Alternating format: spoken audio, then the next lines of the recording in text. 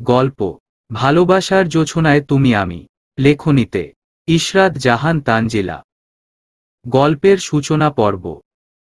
একটু পর পাত্রপক্ষ আসবে এশাকে দেখতে। ও আয়নার সামনে দাঁড়িয়ে তাড়াহুড়ো করে চোখে আইলাইনার দিতে গিয়ে লেপটে ফেলল। বাসায় একটাই ড্রেসিং টেবিল, সেটিও আবার ভাবির রুমে। ভাবির সঙ্গে ওর সম্পর্ক ভালো নয়। এশা খাতির রাখতে চাইলেও ভাবি এশাকে দুই চোখের বিষ মনে করেন। অনুমতি ছাড়া তুমি আমার রুমে কেন এলে এশা? এটা তো চরম অভদ্রতা। সুবর্ণা মানে এশার ভাবি রুমে ঢুকেই বিরক্তিকর মেজাজে জিজ্ঞেস করল। এশা এমন প্রশ্নের জবাবে অপ্রস্তুত দেখাল। এজন্যই তাড়াহুড়ো করছিল। দুঃখিত ভাবি। কথাটা বলেই এশা দ্রুত রুম থেকে বেরিয়ে গেল। ও যদি এখন উচিত জবাব দিতে যায় তাহলেই লঙ্কাকাণ্ড বাঁধবে। ড্রেসিং টেবিলটা তো মিনারা বেগম এশার জন্যই বানিয়েছিল। সুবর্ণা সেটাকে নিজের রুমে ঢুকিয়েছে। এশা আজ হলদে রঙের একটা শাড়ি পরেছে। কি যে মিষ্টি লাগছে ওকে দেখতে। ওর ফর্সা শরীরে খুব ভালো মানিয়েছে। মিনারা বেগম মেয়ের দিকে তাকিয়ে থাকলেন। তার এই দেখতে সুন্দর মেয়েটি জন্ম থেকেই দুর্ভাগা। এশার জন্মের ঠিক 2 দিনের মাথায় ওর বাপটা অকালে মারা গেল। এরপর 3 বছরের মেয়েকে নিয়ে মিনারা বেগমের দ্বিতীয় বিয়ে হল রুহুল আমিনের সঙ্গে। রুহুল আমিন ছিলেন অত্যন্ত চমৎকার মনের মানুষ। এশাকে নিজের মেয়ের মতো ভালোবাসতেন। রুহুল আমিনেরও এটি দ্বিতীয় বিয়ে ছিল। তারও আগে পক্ষের এক ছেলে আছে। রুহুল আমিন, মিনারা বেগম, এশা আর নাদিম। রুহুল আমিনের আগের পক্ষের ছেলে। 4 সদস্যের হাসিখুশি সংসার। কোনো দুঃখ টানাপোড়েন কিছু ছিল না। কিন্তু এক রৌদ্রোজ্জ্বল সকালে রুহুল আমিনের মতো অমন ঝলমলে শক্তসমর্থ মানুষটা হঠাৎ করে মারা গেলেন। এরপর দেখতে অসম্ভব রূপবতী মিনারা বেগমকে কতজন বিয়ে করতে চাইলেন, কিন্তু তিনি আর বিয়ের কথা চিন্তা করলেন না। এশা আর নাদিমকে লেখাপড়া শিখালেন। নাদিম এশার চেয়ে বয়সে 7 বছরের বড়। তার লেখাপড়া শেষ। এখন চাকরি পেয়ে বিয়ে করেছে সুবর্ণাকে। তাদের ছিল প্রেমের বিয়ে। আর এশা পড়ছে অনার্সে। এবার 3য় বর্ষে উঠবে। এশা তো নাদিমের কেউ হয় না। সে কেন এই বাসায় থাকবে? মিনারা বেগমও নাদিমের কেউ না। তাদের নিয়ে সুবর্ণা কেন সংসার করবে? বাড়তি উটকো ঝামেলা মনে হয় সুবর্ণার।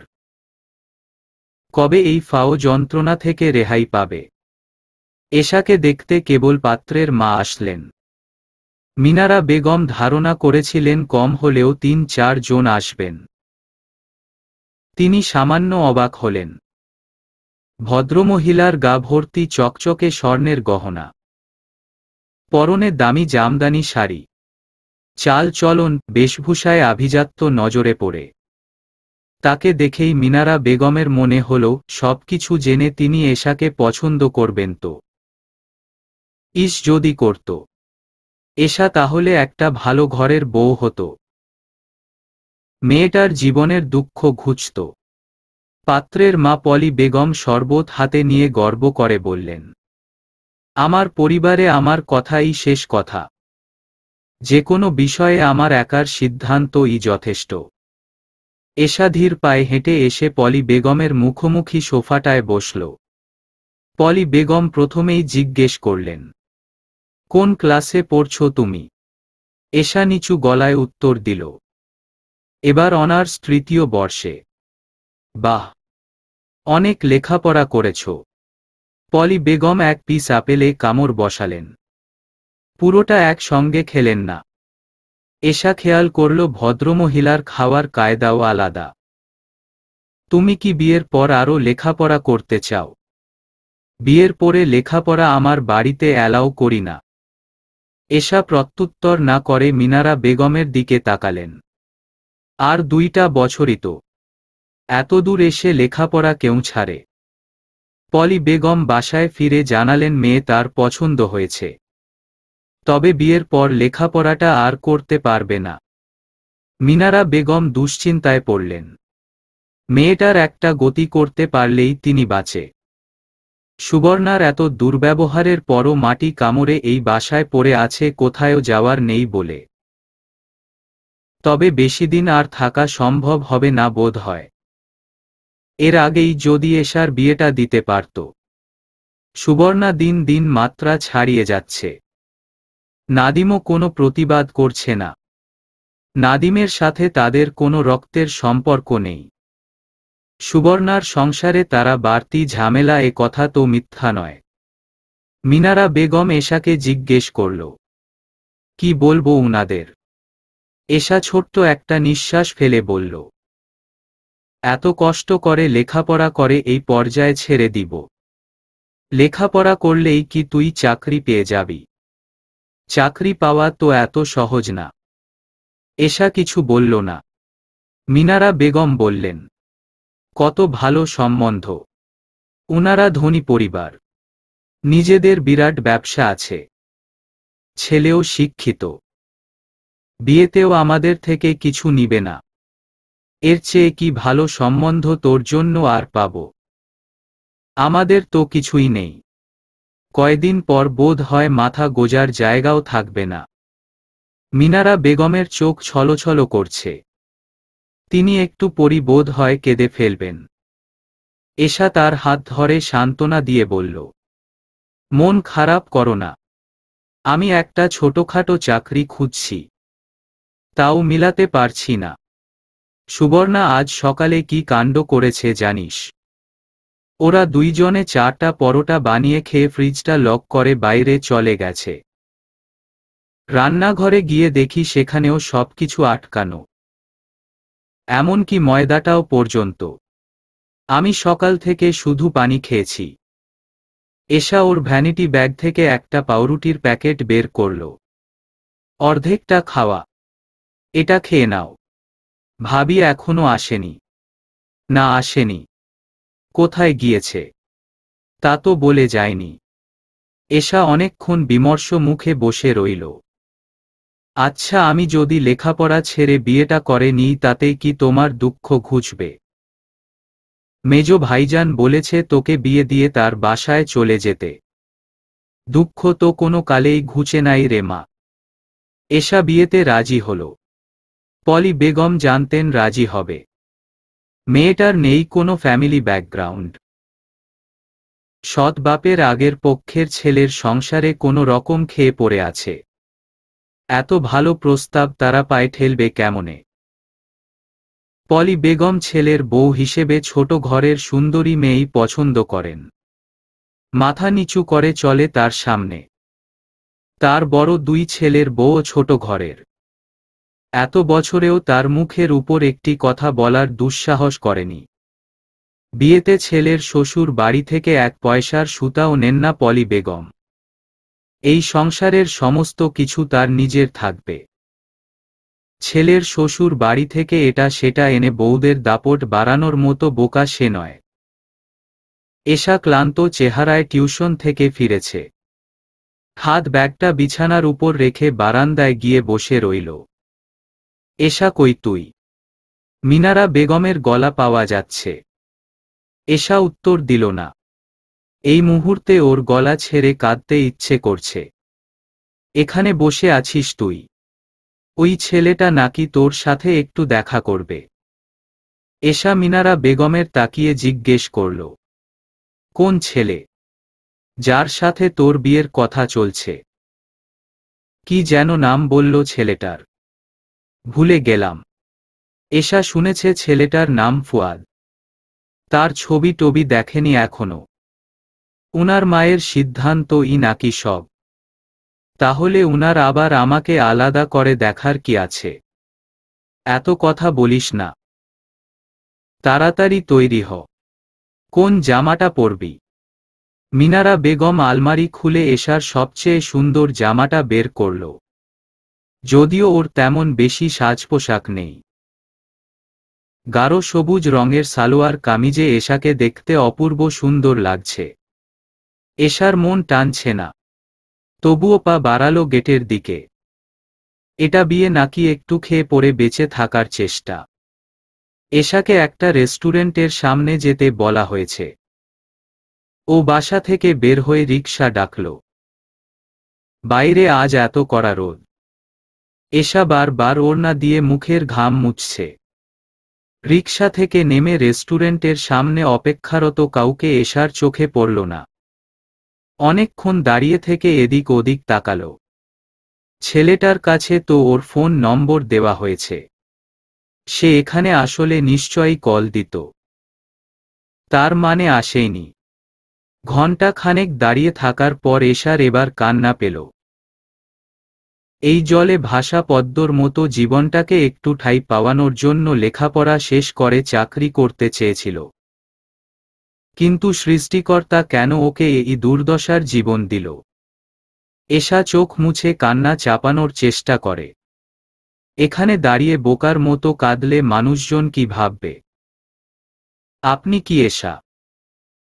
এশা ঘাড় ঘুরিয়ে তাকায়। অসম্ভব সুদর্শন দেখতে একজন যুবক দাঁড়িয়ে আছে। ইনি ফুয়াদ। মাথায় চুল কম, ভুঁড়ি মোটা। কাউকে ধারণা করেছিল এশা, কিন্তু তার তো মাথা ভর্তি চুল, লম্বা চওড়া সুঠাম দেহের পুরুষ। এশা মৃদু কণ্ঠে বলল, জি আমি এশা। আমি ফুয়াদ। অনেকখানি দেরি করে ফেললাম, দুঃখিত। চলুন রেস্টুরেন্টের ভিতরে গিয়ে বসি। এই বলে ফুয়াদ এশার অপেক্ষা না করে আগেই রেস্টুরেন্টের ভিতরে ঢুকে পড়ল। এশার নজর গেল ফুয়াদের পোশাকের দিকে। সে একটি জার্সি, ট্রাউজার এবং সাধারণ জুতা পরে এসেছে। তাকে দেখে মনে হচ্ছে বাসার সামনের চায়ের দোকানে এক কাপ চা খেতে বেরিয়েছে। এশার সঙ্গে দেখা করা কি এতখানি গুরুত্বহীন ব্যাপার? আপনি কি খাবেন অর্ডার করুন। খাবার আসতে আসতে আমরা আলাপ করি। ফুয়াদ এশার দিকে মেনু কার্ডটা ঠেলে দিল। আমি কিছু খাব না, অন্তত এক কাপ কফি নিন। দেরি করেছি বলে রাগ করলেন? রেগেমেগে কান্না করেছেন? ফুয়াদ একটু হাসল। তার সুশ্রী মুখমণ্ডলে বুদ্ধিদীপ্ত হাসি, উজ্জ্বল দৃষ্টি এশার নজর এড়ায় না। নিশ্চয়ই ওর লালচে চেহারা দেখে একথা বলছে। ফুয়াদ কফি অর্ডার দিয়ে এশাকে প্রশ্ন করল, আপনি কি খুব বিপদে আছেন? এশা এ কথার অর্থ বুঝতে না পেরে বোকার মতো তাকিয়ে রইল। পড়াশোনা ছেড়ে বিয়ে করছেন কেন? এশাকে অপ্রস্তুত মনে হল। বিয়ের পর আপনার পরিবারে তো পড়াশোনা অ্যালাউ করবে না, সেটি আমি জানি। কিন্তু এ ধরনের পরিবারে আপনাকে বিয়ে কেন করতে হবে? এশা কোনো উত্তর দিল না। ফুয়াদ কি জানে না ওর ব্যাপারে? শুধু শুধু এসব প্রশ্ন কেন করছে? এইটুকু আলাপের মাঝেই এশা বুঝতে পারল ফুয়াদ কোনো সহজ মানুষ নয় যাকে চট করে বুঝে ফেলা যাবে। ওয়েটার কফি নিয়ে এসেছে। ফুয়াদ কফির মগে চুমুক দিতে দিতে বলল, আপনাকে বোধ হয় কঠিন প্রশ্ন করে ফেললাম। আচ্ছা অন্য কথা বলি। আপনার পছন্দের খাবার কি? ভাত, মাংস? এই মুহূর্তে আপনাকে এক প্লেট ভাত মাংস খাওয়ালে আপনার মন ভালো হবে। এশা মনে মনে বিস্মিত হল। ফুয়াদকে এক্ষুনি বোঝার চেষ্টা করে বোধ হয় লাভ নেই। ফুয়াদ এশাকে এক প্রকার জোর করে ভাতের হোটেলে নিয়ে গেল। এরপর এক প্লেট ভাত এবং গরুর মাংস অর্ডার করল। খুব অদ্ভুত লাগছে। ও ভাতের প্লেট সামনে নিয়ে বসে থাকল। এই অল্প পরিচিত লোকটার সামনে ভাত খেতে ওর অস্বস্তি লাগছে। আচ্ছা আপনি খাওয়া শেষ করুন, আমি আসছি। ইনি কি মন পড়তে জানে? ফুয়াদ রেস্টুরেন্ট থেকে বের হয়ে কোথাও গেল। এশা খেতে শুরু করল। খাওয়া শেষ হতেই দেখে ফুয়াদ ফিরে এসেছে। এশা সিগারেটের গন্ধ পেল। খুব সম্ভবত ফুয়াদ বাইরে বসে সিগারেট খেয়েছে। খাবার কেমন ছিল?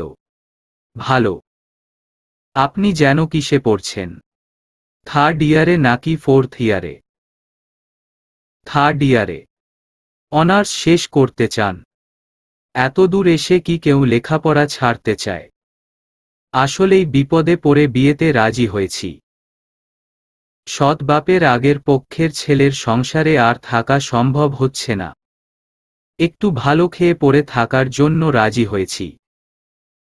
আপনি আমাদের বাড়িতে ভালো খেয়ে পড়ে থাকতে পারবেন তার নিশ্চয়তা কি? এশা কিছু বলল না। ফুয়াদ বলল, আবারও বোধহয় কঠিন প্রশ্ন করে ফেলেছি। আচ্ছা এশা, আপনার পছন্দের রং কি?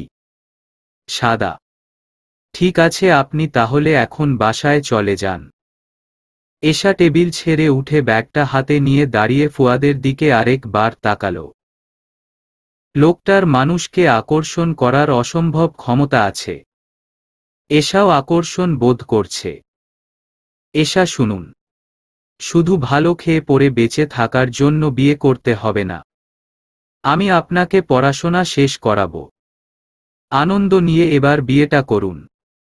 এশা বিস্মিত হয়ে তাকিয়ে বলল, আপনার মা বলল যে আপনাদের বাড়িতে সবকিছু তো তার মতামতে হয়। ফুয়াদ এই কথার উত্তর না দিয়ে তার বাইকে চেপে বসল। প্রচণ্ড গতিতে বাইকটা মুহূর্তেই এশার দৃষ্টিসীমার বাইরে চলে গেল। পলি বেগমের বড় ছেলের বউ মারুফা হাসি মুখে নরম গলায় জিজ্ঞেস করলেন, মা সন্ধ্যার নাস্তায় কি তৈরি করব? এ বাড়িতে প্রতিদিনের খাবার পলি বেগমের ফরমাইশে তৈরি হয়। এমনকি কে মুরগির রান কিংবা বড় মাছের মাথাটা পাবে সেটিও তিনি ঠিক করেন। চিকেন নাগেটস, স্যান্ডউইচ আর ফলের জুস তৈরি করো। ঠিক আছে। এর ভিতর ফুয়াদ বাসায় আসলো। পলি বেগম জিজ্ঞেস করলেন, মেয়ে কেমন দেখলে? ভালো, সুন্দর। আমার পছন্দ কখনো খারাপ হয় না। মেয়েটা এবার অনার্স থার্ড ইয়ারে। তোমার সাথে আলাপ হয়েছে, সুতরাং তুমি তো তা নিশ্চয়ই জানো। হ্যাঁ, অনার্স শেষ করতে চাইছে বোধ হয়, কিন্তু এত ভালো প্রস্তাব ফিরিয়ে দিতে পারে নাই। চারকুলে তো কেউ নেই। ফুয়াদ বলল, অনার্স শেষ করে কি করবে? এ বাড়ির বউয়েরা তো আর চাকরি করে না। সংসার করতে এত পড়াশোনার দরকার হয় না। সেটাই তো। আচ্ছা আমি উঠি তাহলে, রুমে যাব, ক্লান্ত লাগছে, বিশ্রাম নিব। যাও। ফুয়াদ রুমে ঢুকেই দরজা বন্ধ করে দিল। এরপর ব্যালকনির আরামকেদারায় বসে সিগারেট ধরালো। রুমের বাইরে সিগারেটের গন্ধ গেলে আবার ঝামেলা। পলি বেগম একটি হিসাবের ডায়েরি নিয়ে বসলেন। বিয়ের কোথায় কত খরচ হবে তা হিসাব করছেন। গহনা দিবেন 10 ভরি। তার বড় দুই ছেলের বউকেও 10 ভরি দিয়েছেন। তবে সেই সব গহনা তার আয়ত্তেই আছে। দিয়েছে মানে এই নয় যে গহনা একদম বউদের হয়ে গেছে। বাপের বাড়িতেও ভারী কোনো গহনা পরে যেতে দেন না বউদের। বিয়েতে তেমন কাউকেই বলবেন না। একদম ছোট ঘরোয়া আয়োজনে বিয়ে হবে। শুধু শুধু টাকা পয়সা খরচা করে আত্মীয়স্বজন খাইয়ে কোনো লাভ নেই। গৃহস্থের খরচ ঠিকই যায়, কিন্তু তাদের কাছ থেকে কোনো সুনাম পাওয়া যায় না। কেউ বলবে মাংস কম পেয়েছে, কেউ আবার রোস্টে লেগ পিস পায়নি বলে গোস্বা করবে। এত ঝামেলার মধ্যে সে নেই। এই ছোট লোকগুলোকে খাইয়ে কোনো নাম নেই। পলি বেগম মাঝরাত পর্যন্ত বসে বসে ঠান্ডা মাথায় সব হিসাব কষল। খরচা শুধু গহনা কিনতেই যাবে। সেটা গেলেও ভালো। স্বর্ণের দাম দিন দিন বাড়ছে। বউকে সাজপোশাক অন্যান্য সামগ্রী দিবেন অল্প টাকার মধ্যে। সুবর্ণার হিংসে হচ্ছে। এশার এত ভালো বিয়ে হবে। ওর চেয়ে ভালো শাড়ি গহনা পরবে এশা। শুনেছে ছেলেটা দেখতেও নাকি নায়কের মতো। সুবর্ণা জলে পুড়ে ছাই হয়ে যাচ্ছে। এশাকে বিয়ের পর লেখাপড়া করাবে না শুনে একটু শান্তি পেয়েছিল, কিন্তু এখন শুনছে ওই ছেলে নাকি লেখাপড়াও করাবে। সুবর্ণার রাতে ঘুম ভালো হলো না, খাবারও গলা দিয়ে নামছে না। 10 ভরি স্বর্ণ দিবে নাকি এশাকে? বিয়েটা কোনোভাবে ভেঙে যেত। সুবর্ণার মনে শান্তি ফিরে আসত। কিভাবে বিয়েটা ভাঙা যায়? সুবর্ণা বিয়ে ভাঙার কোনো উপায় খুঁজে পেল না। ওর গলায় ধরে কাটার মতো আটকে থাকা আপদ বিদায় হচ্ছে এতদিনে। শুনেছে মেয়ের বিয়ের পর মিনারা বেগমও এ বাসা ছাড়বেন। 2 জানার একার সংসার হবে। এই খুশিতে তো ওর আত্মহারা হবার কথা।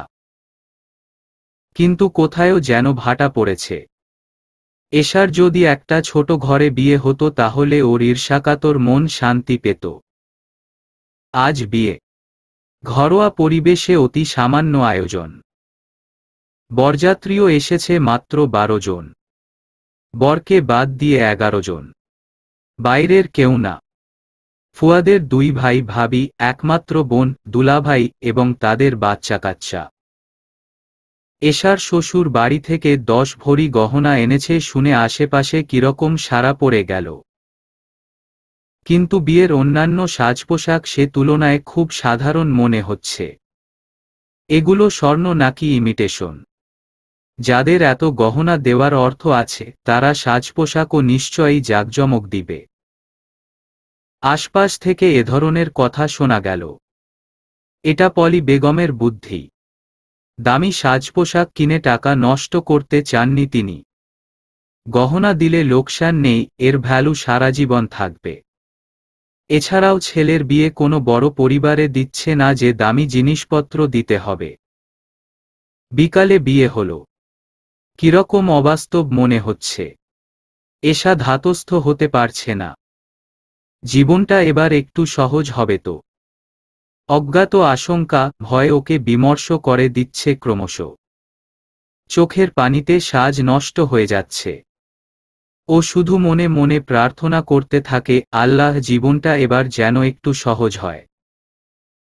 বরযাত্রী খাওয়া দাওয়া সেরে সন্ধ্যার পর বউ নিয়ে রওয়ানা দিবে। এশা লাল বেনারসি পরে বসে আছে। ফুয়াদ সামনের রুমটাতে সবার সঙ্গে। খোলা দরজা দিয়ে বাইরে তাকালেই স্পষ্ট দেখা যায়। এশা কয়েকবার তাকালো। শেরওয়ানি গায়ে তাকে দেখতে অপূর্ব লাগছে। এই সুদর্শন মানুষটি ওর জীবন সঙ্গী ভাবতেই রোমাঞ্চকর অনুভূতি হয়। ওর মতো ঠাই ঠিকানাহীন মেয়ে এত ভালো বর কল্পনাও করেনি। কনে বিদায়ের সময় কেবল মিনারা বেগমই কাঁদলেন। কাঁদতে কাঁদতে তিনি মূর্ছা গেলেন। তার সমস্ত দুঃখ যেন আজ নতুন করে মনে পড়ছে। বিশাল আঘাত পেলেও এশা হাউমাউ করে কাঁদতে পারে না। ও নিঃশব্দে কাঁদল। ছোটবেলা থেকে এ বাড়িটাই বেড়ে উঠেছে। চিরচেনা বাড়ি, অতি পরিচিত রুম, প্রিয় বারান্দাটা। কোনো কিছুতেই ওর অধিকার নেই। ও এই বাড়ির কেউ না, এই পরিবারের সদস্য না। তবুও এটাকে নিজের বাড়ি কেন মনে হয়? ছোটবেলা থেকেই জানা এই পরিচিত সত্যিটাও আজ এত নির্মম হয়ে উঠছে কেন? ফুয়াদ গাড়ির দরজা খুলে দিল। এশা উঠে সিটে বসে গাড়ি চলতে আরম্ভ করল। এশা এবার কান্না থামিয়ে ফুয়াদের দিকে তাকাল। ফুয়াদের সাথে আজকে এখনো কোনো বাক্য বিনিময় হয়নি ওর। সবার সামনে সদ্য বিবাহিত বউয়ের সাথে আলাপ করতে একটু লজ্জা লাগছে বোধ হয়। এতক্ষণ এশা এটাই ভেবেছিল। কিন্তু এই মুহূর্তেও তো ওরা পাশাপাশি সিটে বসে আছে। পাশে বসে থাকা নতুন বউয়ের দিকে এক পলক তাকানোর মতো আগ্রহ তার ভিতর দেখা গেল না। তাকে অমনোযোগী, উদাসীন মনে হচ্ছে। তার চোখে মুখের তীব্র বিরক্তিকর ভাব স্পষ্ট। এশা বিচলিত হল। সেদিন যখন প্রথম দেখা হলো কি চমৎকার ভাবে কথাবার্তা বলেছিল। কিছুক্ষণের আলাপেই ওকে দারুণভাবে মুগ্ধ করে ফেলেছিল। এরপর থেকে এশা বিয়ের দিন গুনছিল। আবার কবে দেখা হবে, কবে ফুয়াদের চমৎকার সঙ্গ উপভোগ করবে। কিন্তু আজ এটা কি হলো? এশা কিছু জিজ্ঞেস করবে ভেবেও থেমে গেল। কিছুটা সংকোচ বোধ হচ্ছে। ফুয়াদ নিজে থেকে আলাপ শুরু করবে এই অপেক্ষায় থাকল। কিন্তু সে গাড়ির সিটে হেলান দিয়ে চোখ বুজে আছে অনেকক্ষণ ধরে। আপনার কি অসুস্থ লাগছে? সংকোচ কাটিয়ে জিজ্ঞেস করল এশা। ফুয়াদ চোখ মেলে ওর দিকে তাকাল। ভারী গলায় বলল, না। আমাকে দেখে কি অসুস্থ মনে হচ্ছে? কথা বলছেন না তাই জিজ্ঞেস করলাম। ফুয়াদ একটু হাসল। তার হাসিতে কোনো জৌলুস নেই। বউ সাজে তো তোমাকে খুব সুন্দর লাগছে। এই প্রশংসা এশাকে খুশি করতে পারল না। ওর মুখ ম্লান হয়ে গেল ফুয়াদের গা ছাড়া আচরণে। সে এত নির্লিপ্ততা আচরণ কেন করছে? মনে হচ্ছে এই বিয়েটিয়ে এসবের কোনো বিশেষ গুরুত্ব নেই তার কাছে। এশার দুশ্চিন্তা হয়। ওর তো চারকুলে কেউ নাই। এই মানুষটা ওকে ভালো না রাখলে ওর তো কোথায়ও যাওয়ার থাকবে না। বিশাল আলিশান বাড়ির চাকচিক্য এবং আভিজাত্যময় এক রুমে বিষণ্ণ মুখে বসে আছে এশা। অচেনা জায়গা, চারপাশে স্বল্প পরিচিত কিছু মুখ। তাদের নানান গল্পগুজব। এশার সেদিকে কোনো মনোযোগ নেই। ওর মাথায় কেবল ফুয়াদের ব্যাপারটা ঘুরছে। ফুয়াদের বড় ভাবি মারুফা বলল, রাত তো অনেক হয়েছে, এবার ওদের রুমে দিয়ে আসা উচিত। এশাকে সবাই মিলে ফুয়াদের রুমে নিয়ে আসলো। ফুয়াদ এই মুহূর্তে রুমে নেই। সে একটু পরে আসবে। পলি বেগম মারুফাকে ডেকে নিয়ে বললেন, এশার গায়ের গহনাগুলো সব খুলে আমার রুমে নিয়ে আসো। এত দামের গহনা কোথায় কি রাখবে? মারুফা তার শাশুড়ির প্রতিটি আদেশই অক্ষরে অক্ষরে মানে। সে গিয়ে এশার গায়ের গহনা খুলতে লাগল। এশা মনে মনে আশ্চর্য হল। এক্ষুনি গহনা খুলে নিয়ে যাবে সেটিও ভাবতে পারেনি। তাছাড়া ওকে বললে তো ও নিজ হাতেই খুলে দিতে পারত। মারুফা গয়নাগাটি সব খুলে নিয়ে পলি বেগমকে বুঝিয়ে দিয়ে আসল। এশা বোকা হয়ে বসে আছে। এর ভিতরে ফুয়াদের দেখা মিলল। সে রুমে এসেছে। দরজা আটকে খাটে বসতেই কড়া নাড়ার শব্দ হল। মহাবিপদ হওয়া ছাড়া নতুন বর বউয়ের রুমে কেউ কড়া নাড়ে না। কিন্তু ফুয়াদ জানে এ বাড়িতে সামান্য কারণেও এই বেকুবের মতো কাজ করতে পারে। ফুয়াদ দরজা খুলে দেখতে পেল ওর মেজ ভাবি তার মেয়েকে কোলে নিয়ে দাঁড়িয়ে আছে। অর্পি কাঁদছে। নতুন বউয়ের সাথে ঘুমাবে নাকি? ফুয়াদ হাসিমুখে বলল, ঠিক আছে, দিয়ে যান তাহলে। ফুয়াদ অর্পিকে কোলে করে রুমে নিয়ে আসল। অর্পির বয়স 6 বছর। দেখতে ভীষণ মিষ্টি। মেয়েটা ফুয়াদের ভক্ত। হাসি মুখে রুমে নিয়ে আসা অর্পিকে সে বিরক্ত মুখে খাটে বসালো ফুয়াদ। এরপর এশাকে বলল, বিয়ের রাতে কেউ বাচ্চা কাচ্চাদের সাথে নিয়ে ঘুমায় না। কাঁদলেই তাকে দিয়ে যেতে হবে না। অর্পিকে তুমি ওর মায়ের কাছে দিয়ে আসো। এশা বিস্মিত হয়ে তাকিয়ে রইল। কয়েক মুহূর্ত আগেই তো ফুয়াদ ওকে হাসিমুখে নিয়ে আসলো। আর এখন সদ্য এ বাড়িতে আসা ওকে বলছে দিয়ে আসতে। এশা আমি কি বলেছি শুনতে পাওনি? এশা হতবুদ্ধি হয়ে বলল, আমি তো ভাবির রুমটাও চিনি না। আমি ওকে দিয়ে আসতে গেলে সবাই কি বলবে? ফুয়াদ হঠাৎ ভয়াবহ রেগে গেল। রাগে যেন তার চোখ বাইরে বেরিয়ে আসতে চাইছে। দিয়ে আসতে বলেছি তো দিয়ে আসবে। যাও। এত কথা বলছো কেন? ভাবির রুম এই মাঝের রুমটার পরেই। এশা হতভম্ব হয়ে গেল। খানিকটা ভয়ও পেল। ও দ্রুত অর্পিকে কোলে তুলে নিয়ে রুম থেকে বের হয়। অস্বস্তিতে ওর মরে যেতে ইচ্ছে করছে। ও অর্পিকে দিয়ে আসবে এটা কেমন দেখায়? এশা অর্পিকে ওর মায়ের কাছে দিয়ে সেদিকে আর তাকালো না। লজ্জায় ওর চোখ বুজে আসছে। ফুয়াদের হাবভাব খুব দুর্ভেদ্য লাগছে। ও ধরতে পারছে না। ওর কেঁদে ফেলতে ইচ্ছে করছে। অর্পিকে দিয়ে রুমে আসতেই ফুয়াদ নরম গলায় বলল, শুনো এশা, আমি একটু বাইরে বের হব, ঘণ্টাখানেক পর আসব। বাসার কেউ যেন না জানে ব্যাপারটা। কাউকে বলবে না। এশা কি বলবে বুঝতে না পেরে নির্বাক হয়ে রইল। ফুয়াদ ওর উত্তরের অপেক্ষা না করেই বেরিয়ে গেল। এরপর সে সারা রাতেও আর ফিরল না। অতি সুখের আশা এশা কোনোদিন করেনি। নিরুপায় মানুষের সমস্ত কিছু ভাগ্যের উপর ছেড়ে দিতে হয়। এশাও তাই করেছে। তবে ফুয়াদের সঙ্গে প্রথম দিন দেখা হওয়ার পর ওর মনে যে রঙিন প্রজাপতি ডানা মেলেছিল সেটি বিবর্ণ হয়ে গেছে। কষ্ট কেবল এইটুকুই। এশা রাতে কিছুক্ষণ কেঁদে কেটে চোখ মুখ ফুলিয়ে ঘুমিয়ে পড়েছে। এত দুঃখ করতে ভালো লাগছে না। সকালে সূর্যের নরম আলো চোখে পড়তেই উঠে বসে আশেপাশে একবার চোখ বুলিয়ে ধাতস্থ হয়। ওর বিয়ে হয়েছে, শ্বশুর বাড়িতে এসেছে, বর ফুল সজ্জার রাতে লাপাত্তা হয়ে গেছে। ঘুম ভাঙার সঙ্গে সঙ্গে এসব কিছু নতুন করে খেয়াল হলো। শুভ সকাল এশা, কেউ হঠাৎ রুমে ঢুকে বলল। শুনতে মিষ্টি শোনাল। ফুয়াদ এসেছে।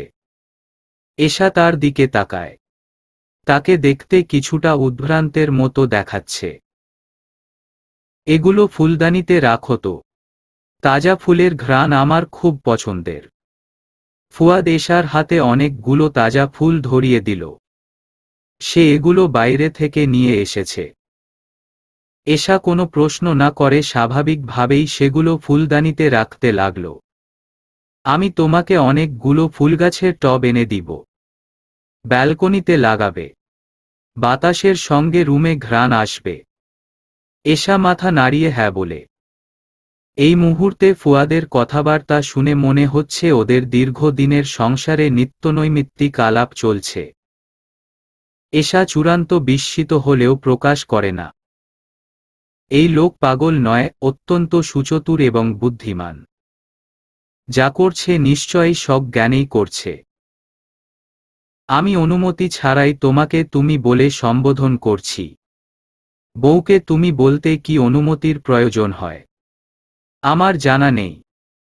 এর আগে কখনো বিয়ে করিনি তো। না, অনুমতির প্রয়োজন হয় না। রাতে আমি বাসায় ছিলাম না এ কথা কেউ জানে? কাউকে বলেছ? ফুয়াদ গায়ের শার্টটা খুলতে খুলতে প্রশ্ন করল।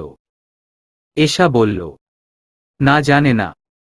ফুয়াদের উন্মুক্ত সুগঠিত পুরুষালী শরীর, চওড়া কাঁধ, প্রশস্ত লোমশ বুক। এশা এক নজর তাকিয়ে চোখ ঘুরিয়ে নেয়। কেমন একটা অনুভূতি হয় ওর। ফুয়াদ এসে এশার সামনে দাঁড়াল।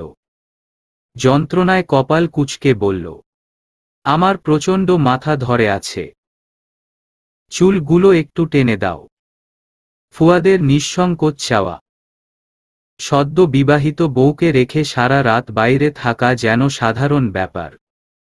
এশা ফুয়াদের মাথার চুল টেনে দিতে গিয়ে স্বল্প পরিচিত এক পুরুষের বেশ কাছাকাছি আবিষ্কার করল নিজেকে। তার গায়ের ঘ্রাণ নাকে আসছে। এশার মনের সেই বিবর্ণ হওয়া প্রজাতিটা আবার রঙিন হতে চাইল। ওর হৃৎস্পন্দন কিছুটা বাড়ে, বুকের কাছটায় ভীষণ সুন্দর এক অনুভূতি হয়। এই সুন্দর অনুভূতির সাথে পাল্লা দিয়ে দুশ্চিন্তাও বাড়ে। কাল সারাদিন ফুয়াদ কোনো একটি কথাও বলেনি ওর সাথে। সারা রাত কেন ফিরল না? এই জঘন্য নাটকীয় আচরণের প্রতিবাদ করার সাহস হয় না এশার। হয়তো নিজের পায়ের নিচের মাটি শক্ত নয় বলে। আপনি কাল সারা রাত ফিরলেন না কেন? কোথায় ছিলেন? এশা আস্তে করে জিজ্ঞেস করল। ফুয়াদ বলল, এমনি, ভালো লাগছিল না। ও আর কিছু জিজ্ঞেস না করে ছোট্ট একটা নিঃশ্বাস ফেলে। দরজায় ঠক ঠক আওয়াজ করছে কেউ। বেলা তেমন বেশি হয়নি। ফুয়াদ তীব্র বিরক্তিতে চোখ মুখ ঘুচিয়ে ফেলল। এই ধরনের অসভ্য কাজকর্ম এই বাড়িতেই সম্ভব। বাড়ি নয়, যেন নরক একটা। এশা দরজা খুলল। মারুফা ওকে ডাকতে এসেছে। এশা তার পিছনে পিছনে গেল। পলি বেগম আয়েশ করে বসে চায়ের কাপে চুমুক দিচ্ছেন। এশাকে দেখে বসতে আদেশ করল। এই বাড়িতে এত বেলা করে ঘুমানোর নিয়ম নেই। সকালে উঠে নামাজ কালাম আদায় করে রান্নার কাজে হাত লাগাবা। রান্নার জন্য আমাদের বাড়িতে কাজের মানুষ রাখি না। কাজের মানুষের হাতের রান্না খেতে অপছন্দ করি। এশা মাথা নাড়িয়ে হ্যাঁ বলল। নতুন এসেছ, তাই বাড়ির সকল নিয়মকানুন মারুফা আর শম্পার কাছ থেকে জেনে নিবা। নিয়মের বাইরে কিছু আমি বরদাস্ত করি না। এশা আবারও মাথা নাড়াল। পলি বেগম চায়ের কাপে কয়েকটা চুমুক দিয়ে আবার শক্ত মুখে বলল, কালকে রাতে তুমি অর্পিকে ওর মায়ের কাছে দিয়ে গিয়েছ। ব্যাপারটা আমি মোটেও পছন্দ করিনি। এ বাড়িতে কিভাবে চলতে হয় চোখ কান খোলা রেখে দেখে দেখে শেখার চেষ্টা করো। এশা কোনো প্রত্যুত্তর না করে মাথা নুইয়ে রাখল। পলি বেগম বললেন, যাও নাস্তা তৈরি করো ওদের সাথে। জি আচ্ছা। এশা ওখান থেকে উঠে এসে জোরে একটা নিঃশ্বাস ফেলে। পলি বেগমকে ওর বাঘ ভাল্লুক কিসিমের মনে হয়, যে কোনো মুহূর্তে থাবা মারতে পারে এমন।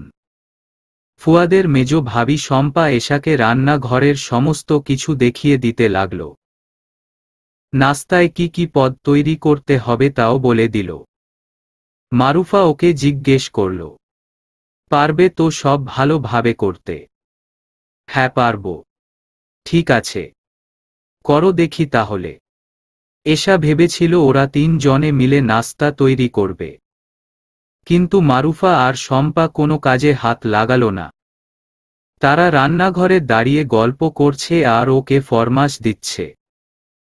এশা ব্যাপারটা সহজেই ধরতে পারল না। এ বাড়িতে শুধু পলি বেগম নয়, তার বড় 2 ছেলের বউ কর্তৃত্ব ফলাবে ওর উপর। রাত হতেই এশার মাথায় চিন্তা আসে, ফুয়াদ আজও কি বাসার বাইরে থাকবে? কাল সারা রাত কোথায় ছিল সে?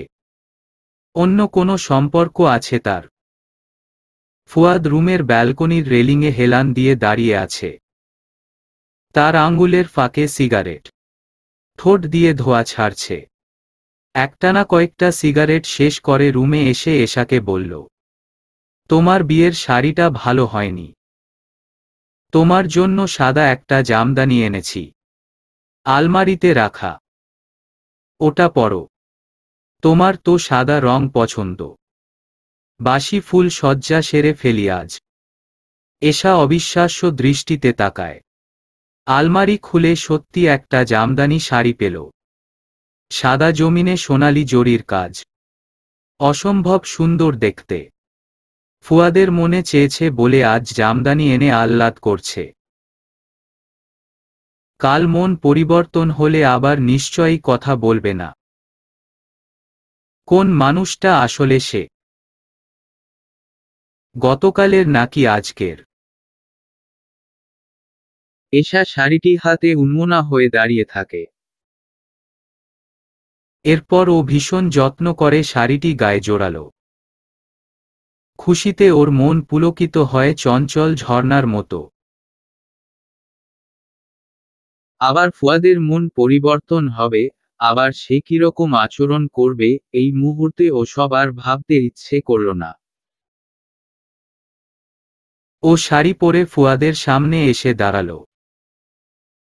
ফুয়াদ বলল, গহনা পরো। সাদা জামদানির সঙ্গে স্বর্ণের গহনায় তোমাকে শরতের শুভ্র মেঘের মতো দেখাবে। গহনা তো মায়ের কাছে। ফুয়াদের মুখের অভিব্যক্তি পরিবর্তন হয়ে গেল। তোমার গহনা মায়ের কাছে কেন? এ বাড়ির নিয়মকানুন কি ফুয়াদ জানে না? গয়নাগাটি সবকিছু পলি বেগমের তত্ত্বাবধানে থাকে। ওকে কেন জিজ্ঞেস করছে? তুমি কি তোমার গহনা সামলে রাখতে পারো না? নাকি এই রুমে রাখার জায়গা নেই? মায়ের কাছে কেন দিয়েছ? বড় ভাবি খুলে নিয়েছে। বড় ভাবি খুলে নিয়েছে মানে? তার সাহস হয় কিভাবে তোমার গা থেকে গহনা খুলে নেওয়ার? ফুয়াদ রেগেমেগে আগুন হয়ে আবার বলল, এটা যে অপমান সেটা কি তুমি বুঝতে পারছো না? তোমার কি বোধ শক্তি কম নাকি তুমি বোবা? আমি তাদের কি বলবো? মিনমিনে আচরণ করবে না। যাও গহনা নিয়ে আসো। আমি এই মুহূর্তে তোমাকে গহনা পরা দেখতে চাই। পলি বেগমের কাছে যাবে ও গহনা চাইতে। জেনে শুনে বাঘের মুখে পড়বে। এটা ভাবতেই তো ওর হাত পা ঠান্ডা হয়ে যাচ্ছে, গলা শুকিয়ে যাচ্ছে। কেউ এ বাড়িতে পা রাখার সাথে সাথেই বুঝে ফেলবে এখানে পলি বেগমই সর্বেসর্বা। তিনি যেন সাক্ষাৎ বাঘিনী। এত দাপট, আধিপত্য তার। এশা গহনা আনতে যাওয়ার জন্য রুম থেকে বেরিয়ে কয়েক পা এগিয়ে দাঁড়িয়ে পড়ল।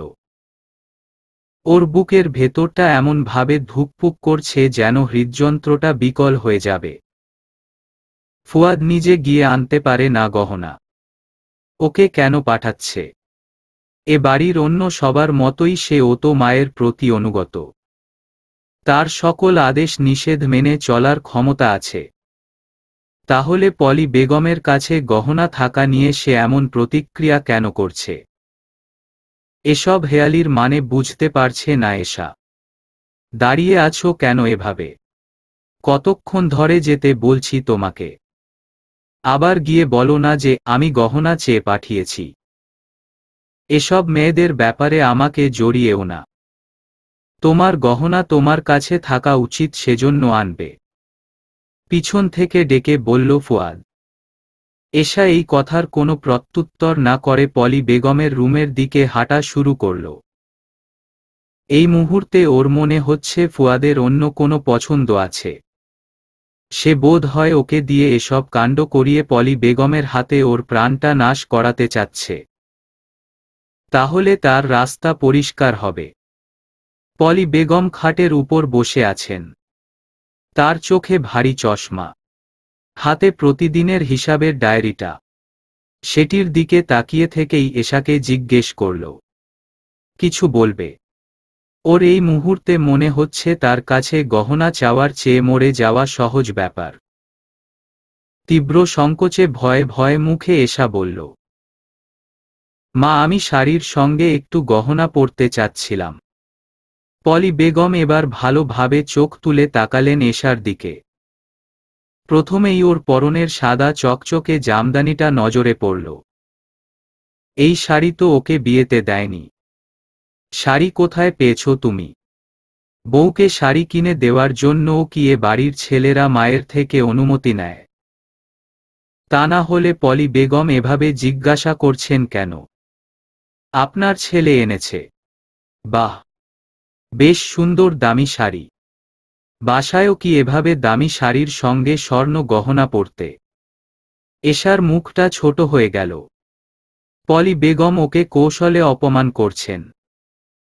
ও সহজভাবে উত্তর দেওয়ার চেষ্টা করল, না, বিয়ের আগে আমি তেমন শাড়ি পরতাম না। বিয়ের পর দামি শাড়ি পেয়েছ, আবার এত রাতে আমার কাছে গহনা চাইতে এসেছ। এশা কিছু বলল না। ওর প্রবল আত্মসম্মান টানাপোড়েনের জীবন নড়বড়ে হয়ে গেছে, কিন্তু একেবারে ধুয়ে মুছে যায়নি।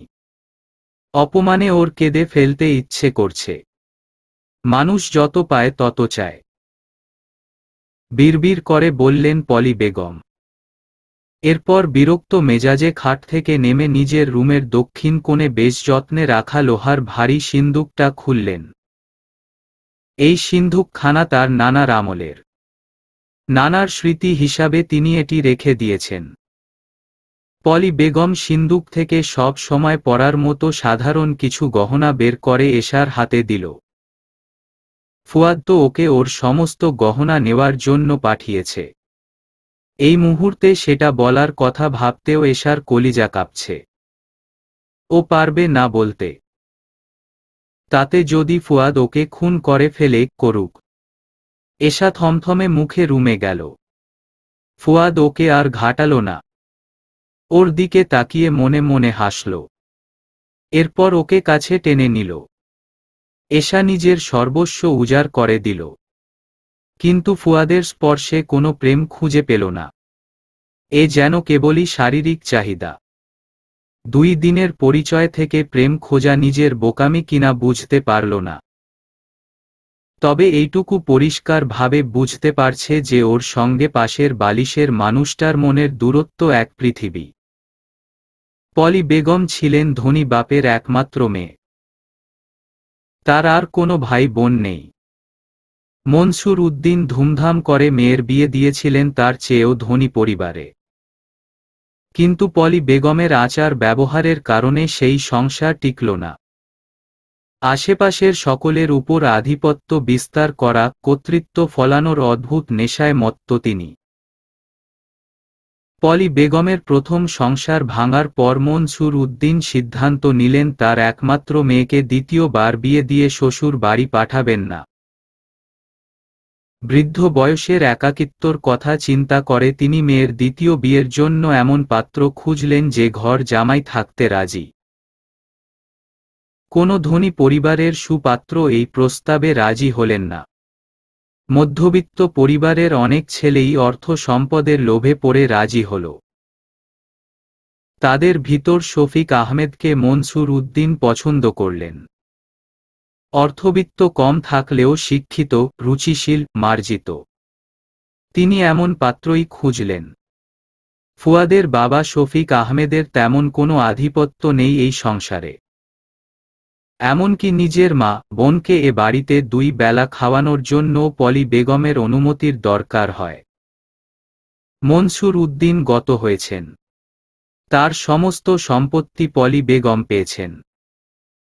এই 5 তলা অভিজাত বাড়ি, বিশাল ফ্যামিলি বিজনেস সবকিছুই তো পলি বেগমের নামে। এ কারণেই তিনি এই সংসারের সর্বেসর্বা।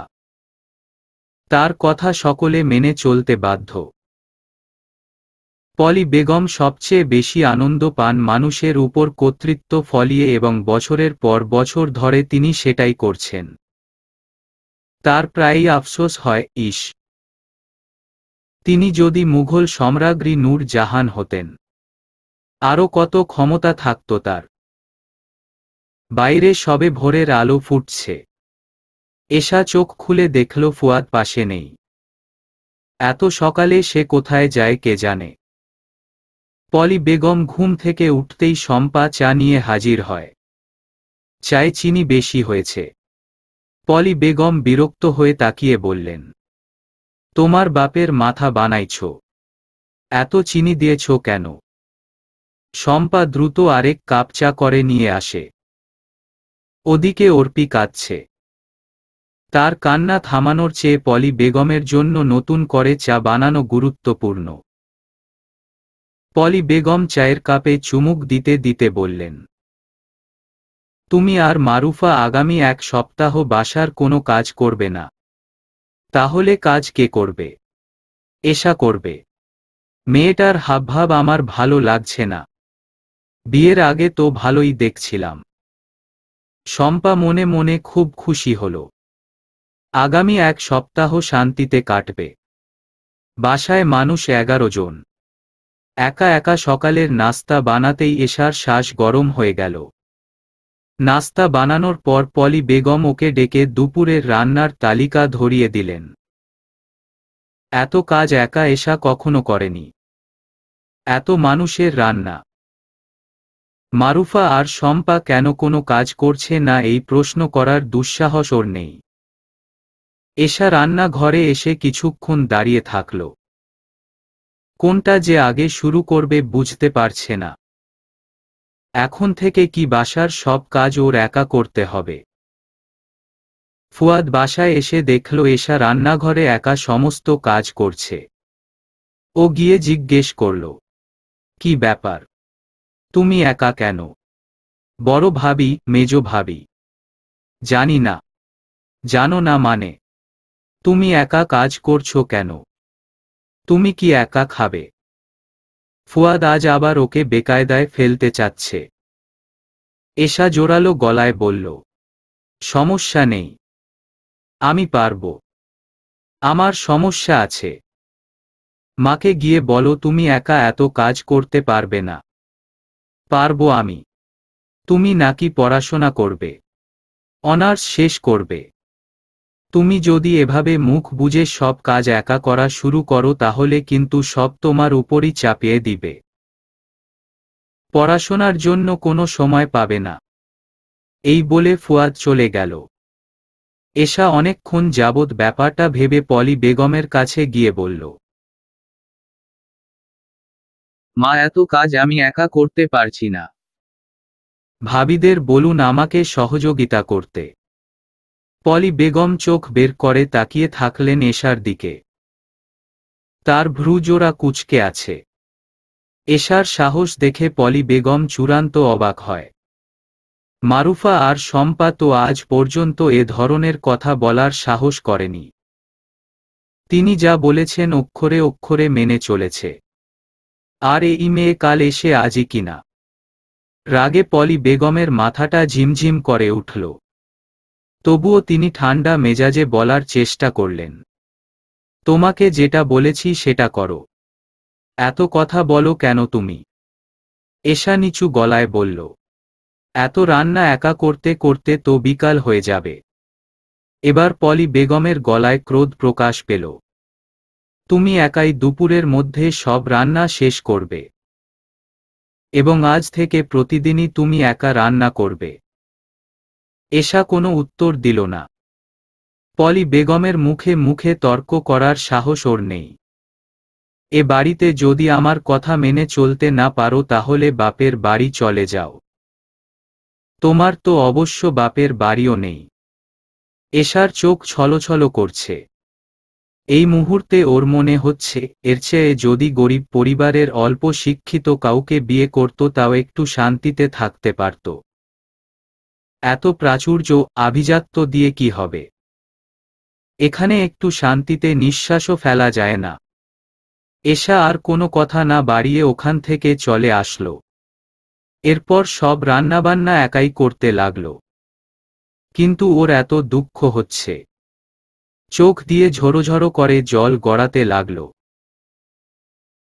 ফুয়াদ নিজের রুমে কম্পিউটারের সামনে বসে আছে। নামিদামি একটা বিশ্ববিদ্যালয় থেকে সফটওয়্যার ইঞ্জিনিয়ারিং পড়েও ওকে ফ্যামিলির ব্যবসা দেখতে হচ্ছে। সুইডেনের স্কলারশিপটা পেয়েও যেতে পারল না শুধুমাত্র পলি বেগমের জন্য।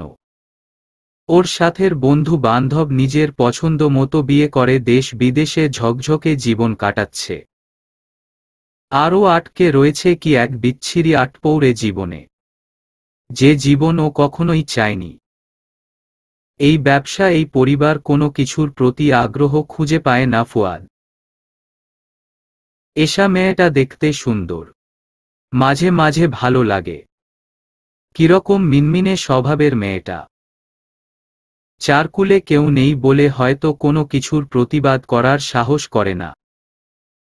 এমন মেয়ে জীবনসঙ্গী হিসেবে ও কখনো কল্পনা করেনি। পলি বেগম চেয়েছেন ফুয়াদের এই মেধাটা তাদের ব্যবসায় কাজে লাগুক। তার 3 ছেলে মিলে ব্যবসার হাল ধরলে ব্যবসাটা আরও এগিয়ে যাবে। বড় 2 ছেলে ব্যবসা নিয়ে মনোযোগী হলেও ফুয়াদ গত এক সপ্তাহে 4 লাখ টাকার লোকসান করেছে। শফিক আহমেদ দরজার সামনে দাঁড়িয়ে ফুয়াদকে ডেকে বলল, এদিকে আসো তো একটু। ব্যবসা সংক্রান্ত আলাপ ছাড়া শফিক আহমেদ অন্য কোনো বিষয়ে নাক গলান না। ফুয়াদ যে লোকসান করেছে নিশ্চয়ই তার জন্য জবাবদিহিতা করতে হবে। দেখো, তোমার মা যখন চেয়েছে তুমি এই ব্যবসায় থাকো তখন তোমাকে থাকতেই হবে। কিন্তু এ ব্যাপারে তোমার ভিতর কোনো গুরুত্ব দেখছি না। 4 লাখ টাকা লস হলো কিভাবে? তুমি কি ইচ্ছে করে করছো এসব? ফুয়াদ গা ছাড়া ভাবে বলল, ব্যবসায় লাভ লস দুইটাই হবে। ইচ্ছে করে করব কেন? তোমার মা জানলে কি হবে সেটা কি বুঝতে পারছো? কি হবে? কি হওয়ার বাকি আছে? যাও গিয়ে জানাও। ঘর জামাইদের সবকিছুর হিসাবই বউয়ের কাছে দিতে হয়। শফিক আহমেদ চোখ লাল করে ছেলের দিকে তাকালেন। ফুয়াদ সে সবের তোয়াক্কা না করে ওখান থেকে উঠে এলো। বিরক্ত মেজাজে রুমে এসে দেখল এশা সদ্য গোসল সেরে বের হয়েছে। ওর রান্নাবান্না শেষ হয়েছে একটু আগে।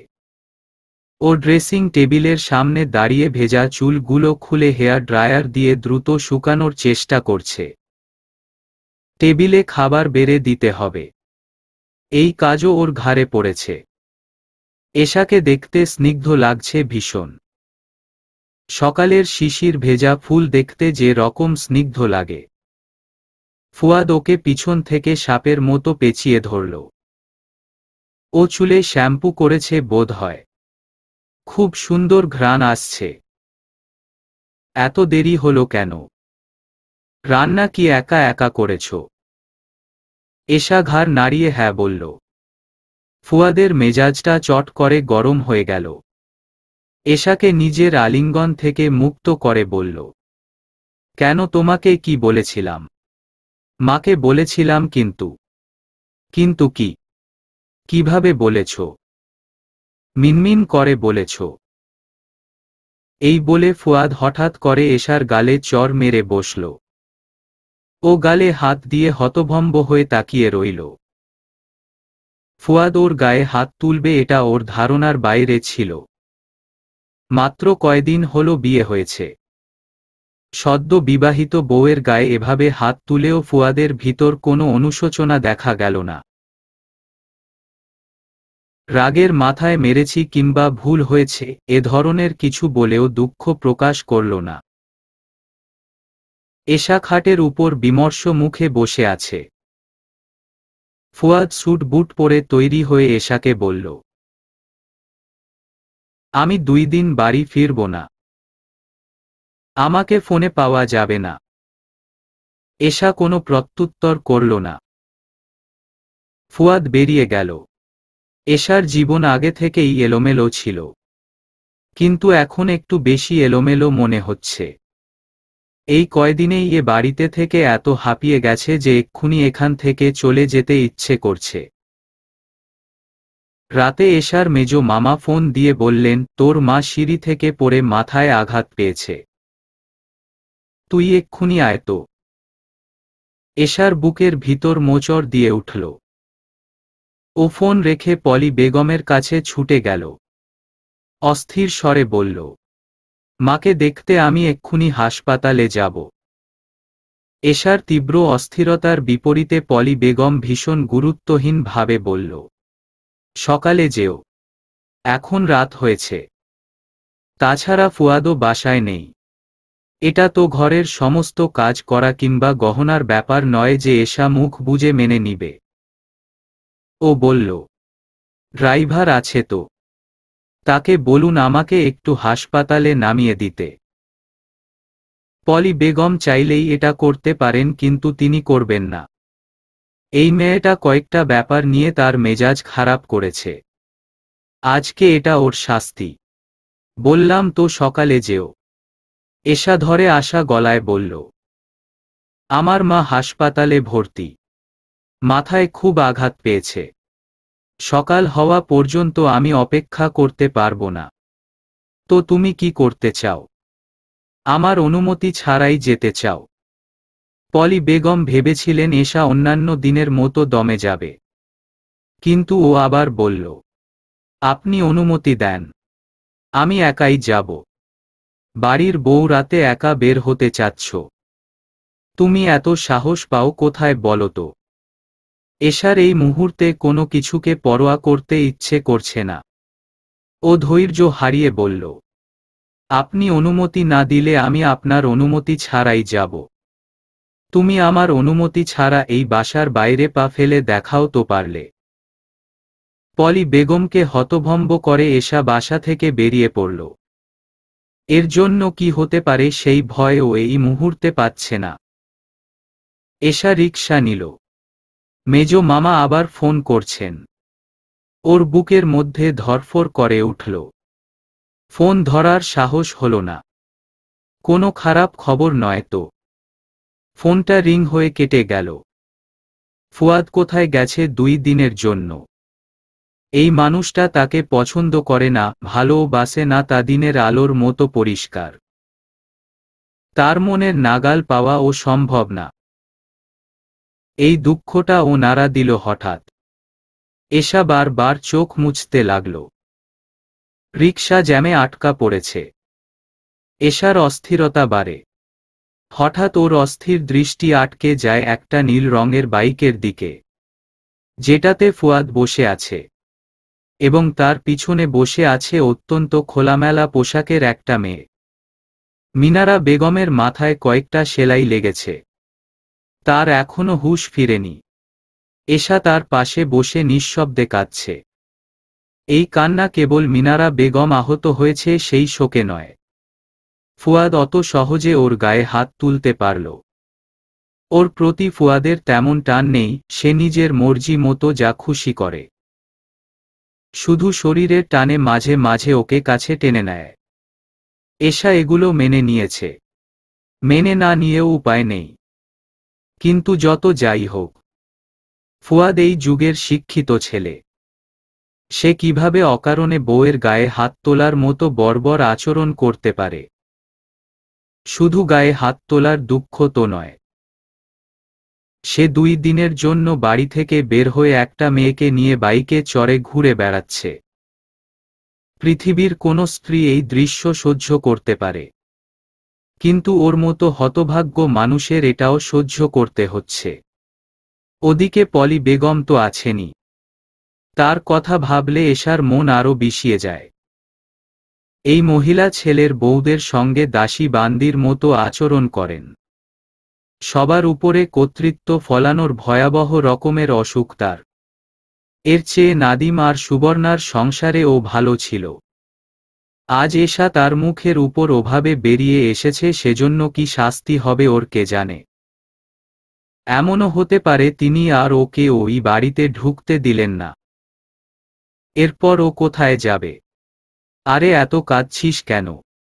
কিছুক্ষণের মধ্যেই তোর মায়ের জ্ঞান আসবে। মেজ মামা এশাকে কান্না থামাতে বললেন, কিন্তু ওর কান্না থামল না। ও কি শুধু মিনারা বেগমের জন্য কাঁদছে? মিনারা বেগমের জ্ঞান ফিরেছে। চোখ মেলে তিনি এশাকে দেখে মাথার আঘাতের কথা ভুলে গেলেন। বেড ছেড়ে উঠে ওকে জড়িয়ে ধরতে চাইল, কিন্তু শক্তিতে কুলাল না। এশা তার হাত ধরে বলল, তুমি চুপচাপ শুয়ে থাকো, আমি আছি এখানে। এশার ম্লান দৃষ্টি, বিমর্ষ চেহারা। প্রায় অচেতন অবস্থায়ও মিনারা বেগমের মনে কু ডাক দেয়। ওই বড়লোক বাড়িতে বোধ হয় তার মেয়েটা ভালো নেই। পলি বেগমের শেষ কবে এত মাথা গরম হয়েছে তার মনে নেই। এ বাড়িতে এর আগে কেউই তার কথা এভাবে অমান্য করার সাহস করেনি। তাই এমন আক্কেল গুরুম আগে কখনোই হয়নি। ফয়সাল আর রাহাত, পলি বেগমের বড় 2 ছেলে, বিরক্ত মুখে পলি বেগমের একটু তফাতেই বসে আছে। মারুফা আর শম্পা যার যার রুমে। এশার কাণ্ডে ওদেরও চোখ কপালে। ফয়সাল গম্ভীর স্বরে পলি বেগমের উদ্দেশ্যে বলল, ফুয়াদের বউ কাল এসে আজই এমন কাণ্ড করছে। মারুফা আর শম্পা তো কখনো এমন করার সাহস করেনি। রাহাত বিদ্রূপ করে বলল, এখন আপনার নিয়মকানুন কোথায় মা? এভাবে যদি চলতে থাকে তাহলে মারুফা আর শম্পাও নিজেদের খেয়াল খুশি মতো চলতে শুরু করবে। তখন আমাদের বলতে আসবেন না। ক্রোধে পলি বেগমের দাঁতে দাঁত লেগে যাচ্ছে। শুধু এশার কারণে তার ছেলেরা তাকে এ ধরনের কথা বলার সাহস করছে। ওই মেয়েটা তার বাড়ির শৃঙ্খলা নষ্ট করছে। এরকম হতে থাকলে বাড়ির বাকি সদস্যরাও তার কথার বাইরে চলার সাহস করবে। তার বাপের টাকার এই বাড়িতে তার কর্তৃত্বের বিনাশ হবে। বাড়ির সকলে তার অনুমতি ছাড়া যার যেরকম খুশি চলছে, এই দৃশ্য কল্পনা করতেই পলি বেগমের মাথায় চক্কর দিল। এটা তিনি কখনোই হতে দিবেন না। ফয়সাল বলল, ফুয়াদ 4 লাখ টাকার লোকসান করেছে, সেটা নিয়ে কোনো টু শব্দ নেই। ফুয়াদের বউ যা খুশি তাই করছে। এরকম যদি আমরা করতাম বাড়িতে আগুন জ্বলত। আপনি বরাবরই 2 চোখ করেছেন মা। রাহাত বলল, 4 লাখ টাকা লোকসান হয়েছে নাকি ও সরিয়েছে তা কে জানে। আবার 2 দিনের জন্য সে লাপাত্তা হয়েছে। ও যদি এভাবে নিজের মর্জি মতো চলতে পারে আমরা কেন পারব না? পলি বেগম এই পর্যায়ে উচ্চস্বরে চেঁচিয়ে উঠলেন, তোমরা আমার চোখের সামনে থেকে যাও। কাকে কি করতে হবে সেটা আমি বুঝব। নিজেদের মর্জি মতো চলতে চাও তাই না? এই বিশাল সম্পত্তির এক কানা কড়িও পাবে না। ফয়সাল আর রাহাত ওখান থেকে উঠে গেল। পলি বেগম নিজের মাথায় বরফ দিলেন।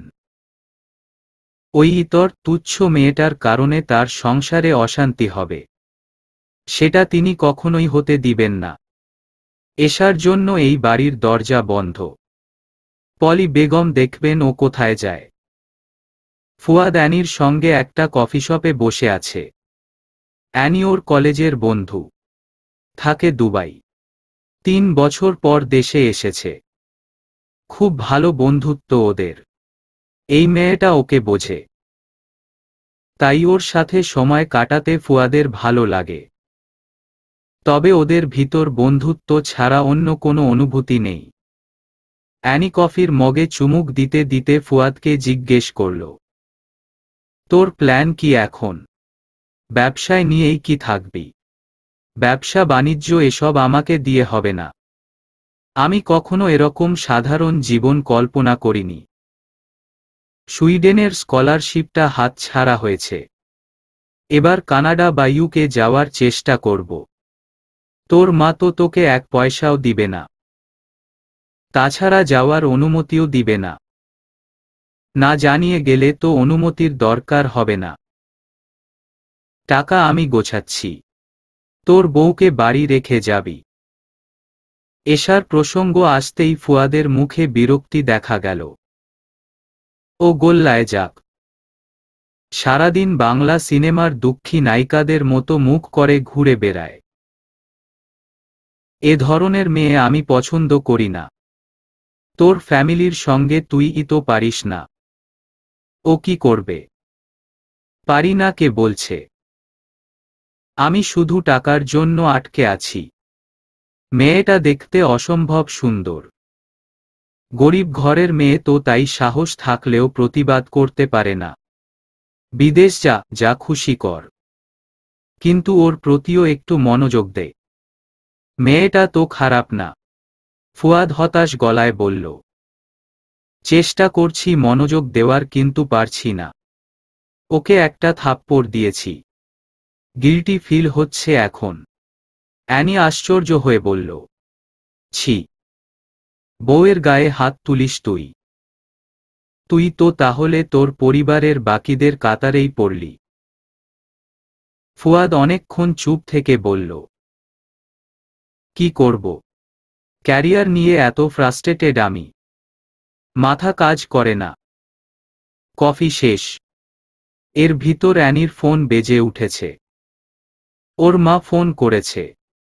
তার শরীরটা অসুস্থ। ওকে তাড়াতাড়ি বাসায় ফিরতে হবে, নয়তো ফুয়াদের সঙ্গে আরও কিছুক্ষণ থাকত। অ্যানি ব্যস্ত গলায় বলল, আমি উঠি তাহলে। তুই তো আজ বাসায় ফিরবি না? না, 2 দিন আমার ফ্ল্যাটে থাকব। ওকে। দিনের বেলা তোর ফ্ল্যাটে সবাই মিলে আড্ডা দিতে যাব একদিন। অ্যানি চলে গেল। ফুয়াদ একা একা আরও কিছুক্ষণ বসে রইল। রাতটা হাসপাতালে থাকার পর সকালে মিনারা বেগমকে হাসপাতাল থেকে বাসায় নিয়ে যাচ্ছে। তিনি এশাকে বলল, তুই আমার সঙ্গে ভাইজানের বাসায় চল।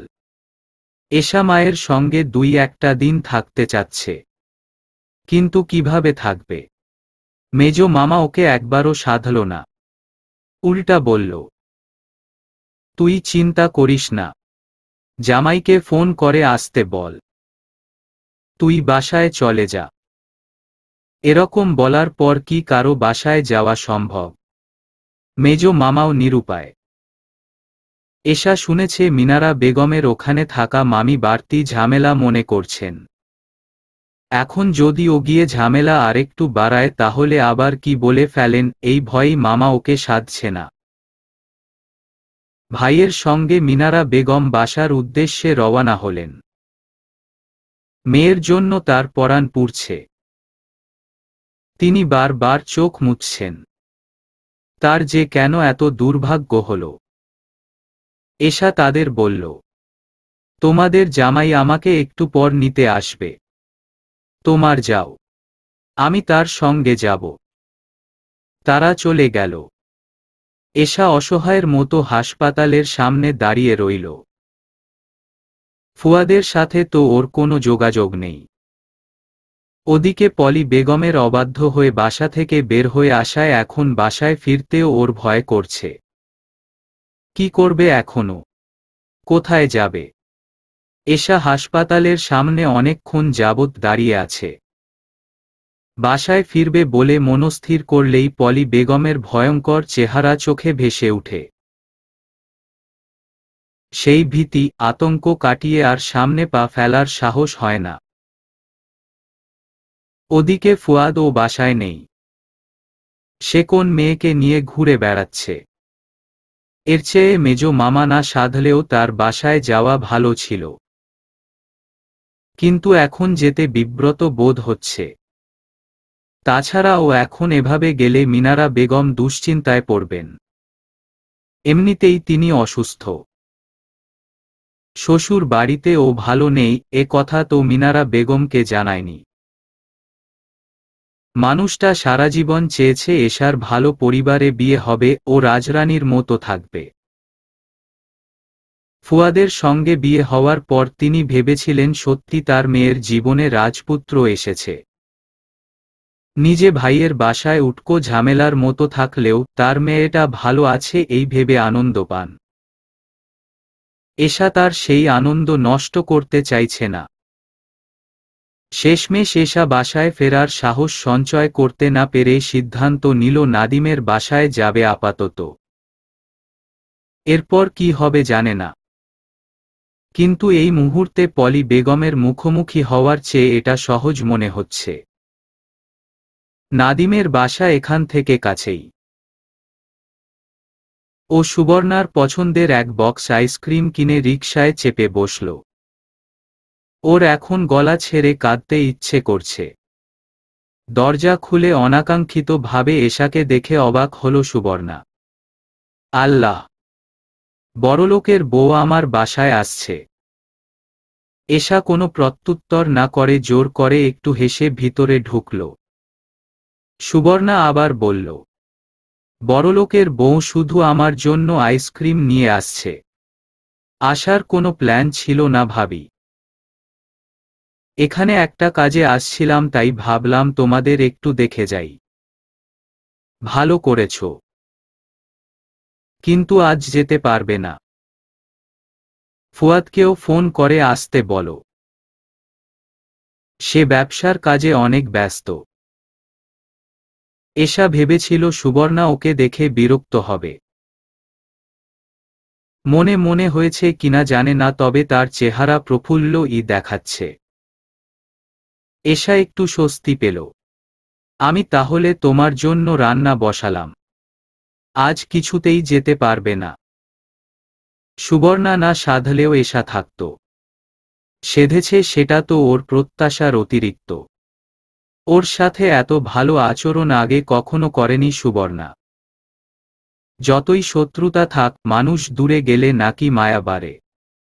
সুবর্ণারও কি মায়া বেড়েছে, নাকি ওর ধনী পরিবারে বিয়ে হয়েছে বলে খাতির করছে?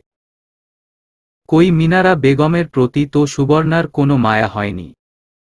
সুবর্ণা এশার জন্য খুব আগ্রহ করে রান্না বসালো।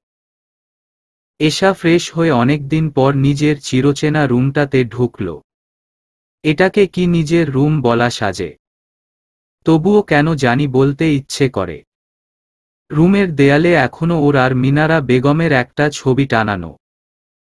এশার বুকের ভিতর হাহাকার করে উঠে। মনে হয় এটা ওর বাপের বাড়ি। এই জৌলুসহীন সাদামাটা রুমটা ওর এত প্রিয়। রুমটাতে ভালো একটা ফার্নিচারও নেই। এশা নিজের পরিচিত বিছানায় একটু আরাম করে শুয়ে চোখ বুজল। এই বাসায় না হয় একদিন থাকল। তারপর কি করবে? এশা ভেবে পেল না। আল্লাহ নিশ্চয়ই কোনো একটা ব্যবস্থা করবেন, এই বলে ও নিজের মনকে প্রবোধ দিল। এশা একটু ঘুমিয়ে পড়েছিল। এর ভিতর ওর ফোন বেজে উঠল। ফুয়াদ ফোন করেছে। সে তো বলেছিল তার ফোন 2 দিন বন্ধ থাকবে। যে মানুষটা ওকে চড় মেরেছে অন্য আরেকটি মেয়ে নিয়ে ঘুরে বেড়াচ্ছে। তার ফোন কেন ও এত ব্যগ্র হয়ে ধরল কে জানে। এশা, কোথায় তুমি? ও আস্তে করে বলল, নাদিম ভাইয়ার বাসায়। এরপর ফুয়াদ আর কিছু না বলে লাইন কেটে দিল। শুধু এইটুকু জিজ্ঞেস করার জন্য ফোন করেছে সে। বাড়িতে নিশ্চয়ই কিছু হয়েছে। সেটা তো আর বলার অপেক্ষা রাখে না। ফুয়াদ ঠিক করেছিল 2 দিন পর বাসায় ফিরবে। কিন্তু একদিন পার হতেই ওর হঠাৎ বাসায় ফিরতে ইচ্ছে করল। এমন ইচ্ছে আগে কখনো হয়নি। ও বাসায় ফিরে দেখল পলি বেগম লঙ্কাকাণ্ড করছেন এশার কাণ্ড নিয়ে। ফুয়াদ শুনে খুশি হলেও মুখে প্রকাশ করল না। যাক, মেয়েটার শরীরে একটু সাহস হয়েছে। ফুয়াদ ফোন করার কিছুক্ষণ পরই এশা রুমের বাইরে ফুয়াদের গলা শুনতে পেল। প্রথমে ভাবল মনের ভুল। সে এখানে আসবে কি করতে? এর ভিতর সুবর্ণা রুমের দরজার সামনে দাঁড়িয়ে এশাকে বলল, ফুয়াদ এসেছে। আর তুমি রুমে বসে আছো। এশা বিস্মিত মুখে রুম থেকে বের হল। ফুয়াদ সোফায় বসে আছে। সুবর্ণা বলল, তোমরা থাকো, আমার রান্না চুলায়। ফুয়াদ এসে ভালো করেছে। দুইজনেই আজ থেকে যাবে। এশা ছোট্ট একটা নিঃশ্বাস ফেলল। সুবর্ণা এরকম একটু ভালো আচরণ যদি মিনারা বেগমের সঙ্গে করতেন তাহলে তাকে অন্যের বাড়িতে পড়ে থাকতে হতো না। সুবর্ণা রান্না ঘরে যাওয়ার পর ফুয়াদ এশাকে জিজ্ঞেস করল, বাসায় না গিয়ে এখানে আসছো কেন? এশা সহজভাবে উত্তর দিল, ভয় করছে যেতে। ফুয়াদ হেসে বলল, এত ভয় পাওয়ার কি আছে? মানুষ কি মানুষকে গিলে খেয়ে ফেলতে পারে? বড়জোর চিৎকার চেঁচামেচি করবে, গায়েও হাত তুলতে পারে। ফুয়াদ এবার কিছুক্ষণ চুপ থেকে এশার হাত ধরে বলল, দুঃখিত, তোমাকে চড় মেরেছি। আমি মাঝে মাঝে অনেক বেশি ফ্রাস্ট্রেটেড হয়ে যাই। তখন কি যে করে বসি। এশা রাগ অভিমান কোনো কিছু না করেই বলল, ফ্রাস্ট্রেটেড হয়ে তো অন্য কাউকে চড় দেননি, আমাকে দিয়েছেন। কারণ আপনি জানেন আমাকে চড় দিলে কিছুই হবে না। দুঃখিত। এখন আমার সঙ্গে চলো। অবশ্যই যাব। যাদের অর্থবিত্ত নেই তাদের আত্মসম্মানও নেই। চড় দিলেও যেতে হবে। অন্য মেয়েকে নিয়ে বাইকে করে ঘুরে বেড়ালেও যেতে হবে। ফুয়াদ ভ্রু কুঁচকে তাকিয়ে জিজ্ঞেস করল, কে বাইকে করে মেয়ে নিয়ে ঘুরে বেড়ায়? আমাকে বললে। এশা উত্তর দিল না। ফুয়াদ অ্যানিকে নিয়ে ঘুরেছিল। এশা কি সেটা দেখেছে? অ্যানি তো স্রেফ ওর বন্ধু। কি হলো, কথা বলছো না কেন? এশা এবারও কিছু না বলে ওখান থেকে উঠে আসলো। সুবর্ণা একা একা রান্না করছে। তাকে সহযোগিতা করা উচিত। নিশ্চয়ই সে এতক্ষণ একা কাজ করতে করতে ওকে মনে মনে ভয়াবহ বকাঝকা করেছে। সুবর্ণা ওদের যত্ন আত্তি করে খাওয়ালো। নাদিম বাসায় নেই। সে অফিসের কাজে ঢাকার বাইরে গেছে।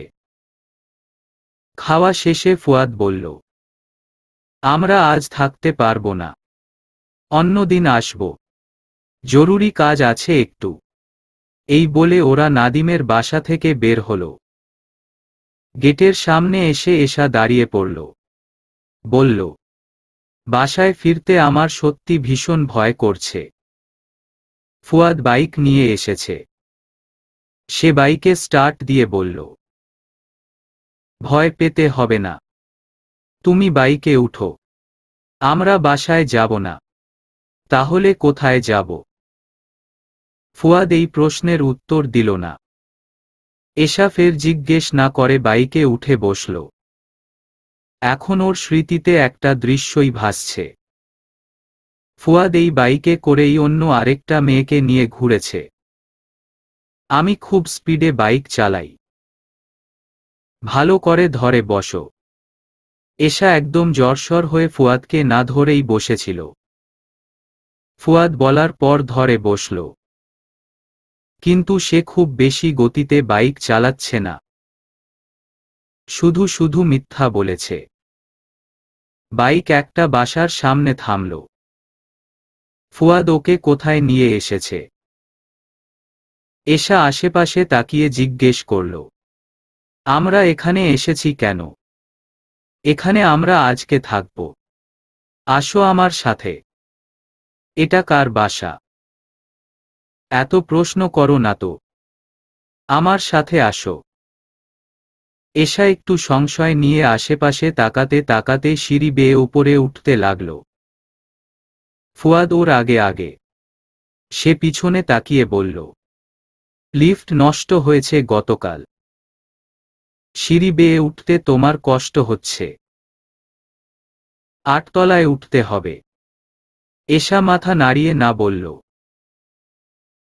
ফুয়াদ 8 তলার একটা ফ্ল্যাটের দরজা খুলে এশাকে বলল, আসো। এটা আমার বাসা। এশা বোকার মতো তাকিয়ে রইল। ফুয়াদ দরজা ঠেলে অভ্যস্ত ভঙ্গিতে ভিতরে ঢুকে আলো জ্বালিয়ে দেয়।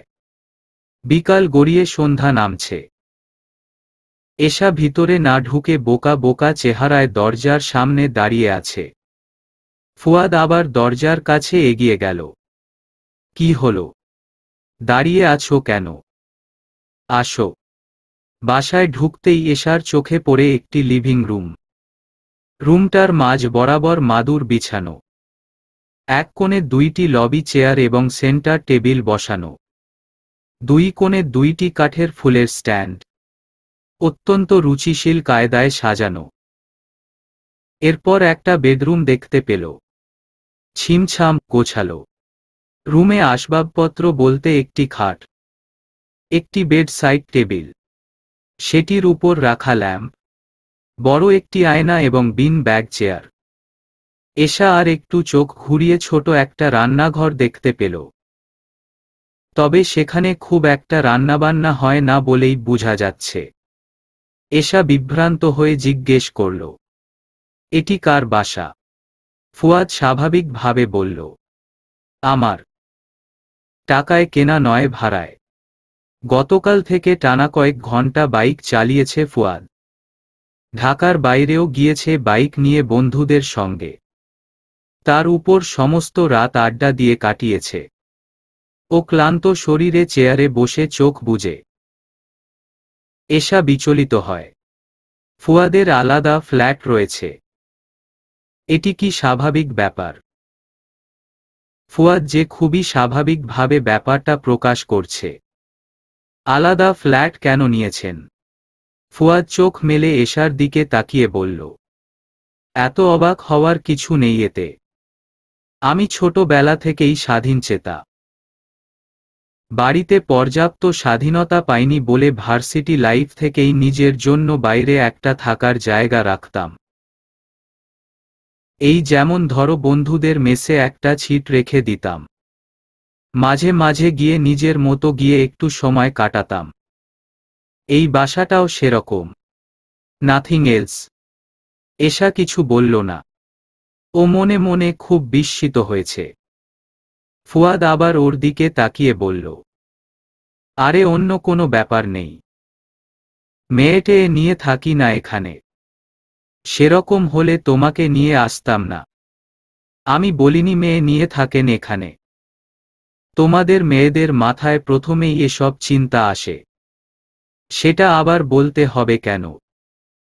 অ্যানিকে আমার বাইকে দেখে গার্লফ্রেন্ডই ভাবতে হলো। বন্ধুও হতে পারে, তা ভাবনি কেন? এরকম বন্ধু আমার কখনো ছিল না, তাই ভাবতে পারিনি। কথাটা এশা আস্তে করে বললেও ফুয়াদের কানে গেল। আমি সিগারেট ধরাবো। যাও শোবার রুমে গিয়ে বিশ্রাম নাও। তার আগে খাটের নিচ থেকে আমার অ্যাশট্রেটা একটু দিয়ে যাও। এশা অ্যাশট্রে নিয়ে এসে জিজ্ঞেস করল, আপনার এই ফ্ল্যাটের কথা কি বাসার কেউ জানে? ফুয়াদ সিগারেট ধরিয়ে উত্তর দিল, না। পলি বেগম জানলে আমাকে ক্রসফায়ার করবে। এশা রুমে এসে বিছানায় গায়েলে দেয়। বহুদিন পর ও যেন একটু শান্তিতে নিঃশ্বাস ফেলতে পারছে। সুবর্ণা কিংবা পলি বেগম কারো ভয়ে তটস্থ হয়ে থাকতে হচ্ছে না। রুমের খোলা দরজা দিয়ে এশা উকি দিল লিভিং রুমের দিকে। ফুয়াদ চেয়ারে বসে 2 আঙ্গুলের ফাঁকে সিগারেট নিয়ে আরাম করে ফুঁকছে। একটা হালকা সবুজ রঙের শার্ট তার পরনে। শার্টের হাতা কনুই পর্যন্ত গুটানো। এশার মনের ভিতর নতুন করে যেন একটা রঙিন প্রজাপতি ডানা মেলে। দেখতে শুনতে চলন বলনে এমন সুদর্শন পুরুষের প্রেমে পড়তে ইচ্ছে হয় ওর খুব। ইস, এই চমৎকার মানুষটা যদি ওকে একটু ভালোবাসে তাহলে বোধ হয় ওর কোনো দুঃখই থাকবে না। ফুয়াদ সিগারেট শেষ করে চেয়ার ছেড়ে উঠে শোবার রুমের দিকে পা বাড়ায়। এশা দ্রুত উকি দেওয়া বন্ধ করে শুয়ে পড়ে। ফুয়াদ এসে জিজ্ঞেস করল, এশা ঘুমিয়েছ? ও ফুয়াদের দিকে তাকিয়ে বলল, উহু, চোখ বুজে আছি, মাথা ব্যথা করছে।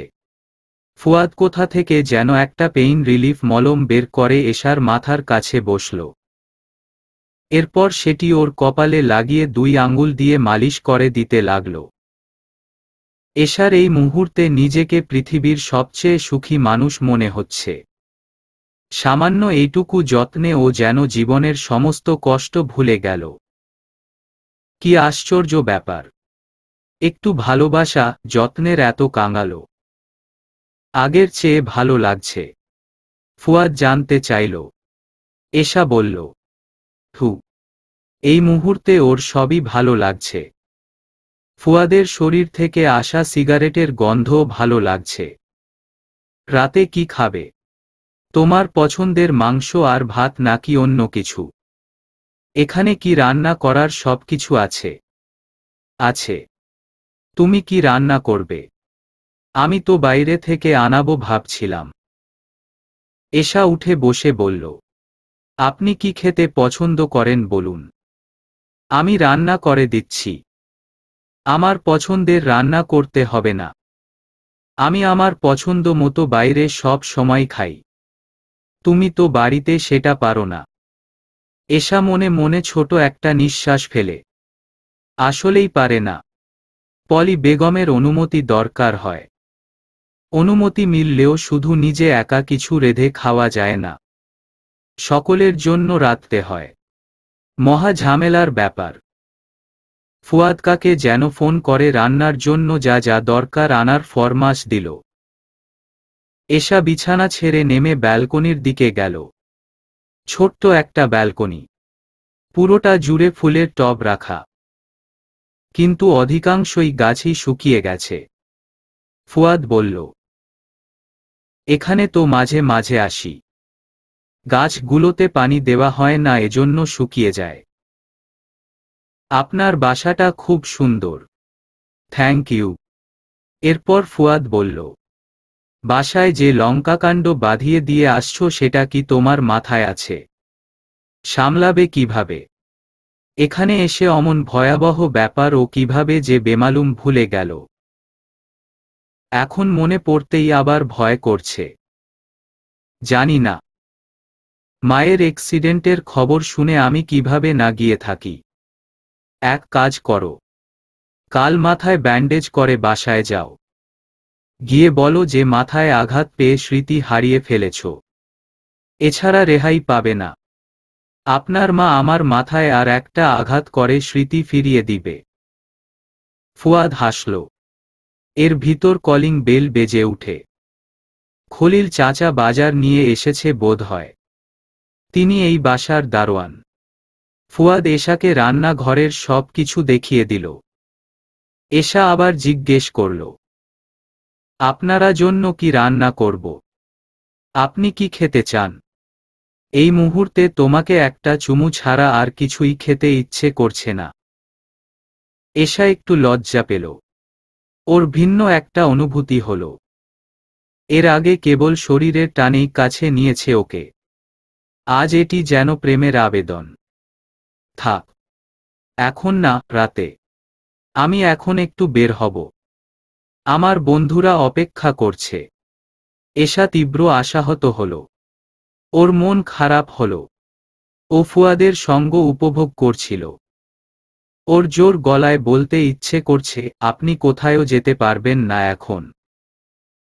কিন্তু সেটা কিরকম একটু অনধিকার চর্চা মনে হচ্ছে। অধিকার খাটানোর মতো জোর পেল না। ফুয়াদ গায়ের শার্টটা বদলে নিল। এরপর রান্নাঘরে এশার কাছে এসে বলল, আমার প্রতি বেশি ভালোবাসা, মায়া টান করো না। হঠাৎ যে কোনো মুহূর্তে শুনবে আমি দেশের বাইরে চলে গেছি। কত বছর পর ফিরব জানি না। এশা বিমূঢ় হয়ে তাকাল। ফুয়াদ হঠাৎ ওর ঠোঁট জোড়ায় একটা চুমু খেয়ে বাসা থেকে বেরিয়ে গেল। ফুয়াদ চলে যাওয়ার পর এশা দীর্ঘ সময় ধরে বিমর্ষ মুখে বসে রইল। ভালোবাসা, মায়া টান কোনো কিছু না করলেও হঠাৎ করে সে এশাকে রেখে নিজের মর্জি মতো দেশের বাইরে চলে যেতে পারে। বিয়ের মতো গুরুত্বপূর্ণ একটা সম্পর্ক তার কাছে এত তুচ্ছ, অবজ্ঞার। তাহলে শুধু শুধু বিয়েটা করেছে কেন? সত্যি যদি ফুয়াদ এরকম পরিকল্পনা করে রাখে তাহলে ওর জীবনটা কোথায় গিয়ে দাঁড়াবে? আর কারো প্রতি মায়ার টান কি বলে বলে হয়? ব্যাপারটা কি এমন যে হতে বললে হবে আর নিষেধ করলে হবে না? বিয়ের পর স্বামী স্ত্রীর মধ্যে আপনা আপনি ভালোবাসা, মায়া টান হয়ে যায়। ফুয়াদের হয়তো হয়নি, কারণ সে বিয়েটা মন থেকে করেনি। কিন্তু এশার তো হয়েছে। ও ফুয়াদের ভালোবাসা প্রত্যাশী। মাছ মাংস ধুয়ে রান্নার জন্য প্রস্তুত করে রাখা। কিন্তু এই মুহূর্তে আর রান্না করতে ইচ্ছে করছে না এশার। ও একবার মনস্থির করল রান্না করবে না। পরে আবার ভাবল ফুয়াদ এসে খাবার না পেলে ব্যাপারটা ভালো দেখাবে না। এশা রান্না করল গরুর মাংস, বাসমতি চালের ভাত, বড় কাতলা মাছ আর সালাদ। ফুয়াদ রান্নার জন্য আরও কিছু আনাতে চেয়েছিলে। এশা নিষেধ করেছে। 2 জন মানুষের জন্য এত আয়োজনের কি দরকার? কাতলা মাছ রান্নার সময় এশার বুকের মধ্যে হু হু করে উঠল। মিনারা বেগম বড় কাতলা পছন্দ করেন। মেজ মামার বাসায় কি হালে যে আছে মানুষটা। এশার তো সারা জীবনে একটাই ইচ্ছে ছিল, লেখাপড়া করে একটা চাকরি নিয়ে মাকে ভালো রাখবে। এর চেয়ে বড় কোনো স্বপ্ন ও দেখেনি। ওর এই ছোট স্বপ্নটাও বড় অনিশ্চয়তার মধ্যে আছে। রান্নাবান্না শেষ করে এশা ফ্রেশ হয়ে নেয়।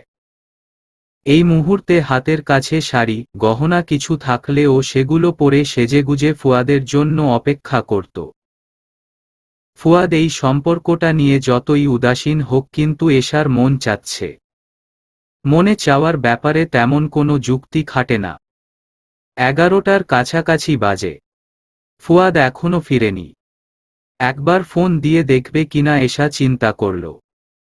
পরে আবার কি ভেবে দিল না। সংকোচ হল। বন্ধুদের সঙ্গে আছে সে, ফোন দিয়ে বিরক্ত করবে। হয়তো দেরি করে ফিরবে। আড্ডার শেষ দিকে ফুয়াদ একটা সিগারেট ধরাল। সিগারেটটা শেষ করেই বাইকে উঠবে বাসার উদ্দেশ্যে। কিন্তু এমন সময় নাফিস সবাইকে বলল, চল আমরা মাওয়া ঘাটে গিয়ে ইলিশ খেয়ে আসি। অন্যদিন হলে ফুয়াদ সবার আগে সম্মতি দিত। কিন্তু আজ মাথায় একটু এশার চিন্তা আসল। মেয়েটা নতুন জায়গায় সম্পূর্ণ একা। নিশ্চয়ই ওর জন্য অপেক্ষা করছে। ফুয়াদ প্রথমে বলল, তোরা যা, আমি যাব না। কিন্তু সবাই মিলে ওকে এমন ভাবে চেপে ধরল। যাবি না মানে? কেন যাবি না? বউয়ের জন্য বাসায় ফিরতে হবে এটা বন্ধু সমাজে বলে নিজের পৌরুষত্ব কমাতে চাইল না ফুয়াদ। এছাড়া অন্য কোনো কারণও ধোপে টিকল না। শেষমেশ ওকে যেতে হল। অপেক্ষা করতে করতে 12টা পার। এশা এবার ফোন করল ফুয়াদকে। বাইকের গতি কমিয়ে ফুয়াদ ফোন ধরল। এশা কিছু বলার আগেই সে বলল, আমি মাওয়া যাচ্ছি, তুমি ঘুমিয়ে পড়ো, বাসা হাই সিকিউরড, কোনো সমস্যা হবে না, ভয় পেও না। এশা মন খারাপ চাপিয়ে আস্তে করে বলল, ঠিক আছে। রান্না শেষ। খলিল চাচা সজাগ থাকলে তাকে খাবার দিও। তাকে এখন আমি পাবো কোথায়? আছে গেটেই। ফোন নম্বর দিচ্ছি তোমাকে, মেসেজ করে। আচ্ছা। এশা একটু থেমে জিজ্ঞেস করল, আপনি সারা রাত বাইরে থাকবেন? শেষ রাতের দিকে ফিরব। তুমি দরজা আটকে ঘুমিয়ে পড়ো। আপনি তাহলে বাসায় ঢুকবেন কিভাবে? পারব ঢুকতে। এই বলে ফুয়াদ ফোন রেখে দিল। ওর বন্ধুরা বেশ দূরে চলে গেছে। ও বেপরোয়া গতিতে ছুটে ওদের ধরার চেষ্টা করল। এশা ঝিম ধরে খাবার টেবিলে বসে রইল। ওকে নতুন একটা বাসায় একা রেখে সে মাওয়া যাচ্ছে। আর সেটা ওকে ফোন দিয়েও জানানোর মতো সামান্য গুরুত্বপূর্ণ মনে করল না। উল্টো ওর ফোন করে জানতে হলো। একা বাসায় ওর ভয় করছে না, কিন্তু এত আগ্রহ করে রান্না করল। এরপর ফুয়াদের সঙ্গে খাবে বলে খাবার বেড়ে বসেছিল। এসব কিছুরই যেন দাম নেই। তার গলায় সামান্য অনুশোচনাও নেই।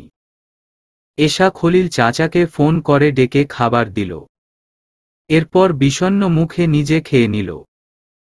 খাওয়া শেষে ও পুরো বাসাটা ভালো করে একবার পর্যবেক্ষণ করল। এখানে কোনো মেয়ে মানুষের যাতায়াত আছে কিনা ধরার চেষ্টা করল। না, সেরকম কিছুই পেল না। সব চিন্তা মাথা থেকে ঝেড়ে এশা বিছানায় শুয়ে চোখ বুজল। কিন্তু ওর মাথায় কেবল ফুয়াদের চিন্তাই আসছে। মানুষটার প্রতি ও এত আকর্ষণ বোধ করছে কেন? সে তো বলেই দিয়েছে তার প্রতি মায়া টান না করতে।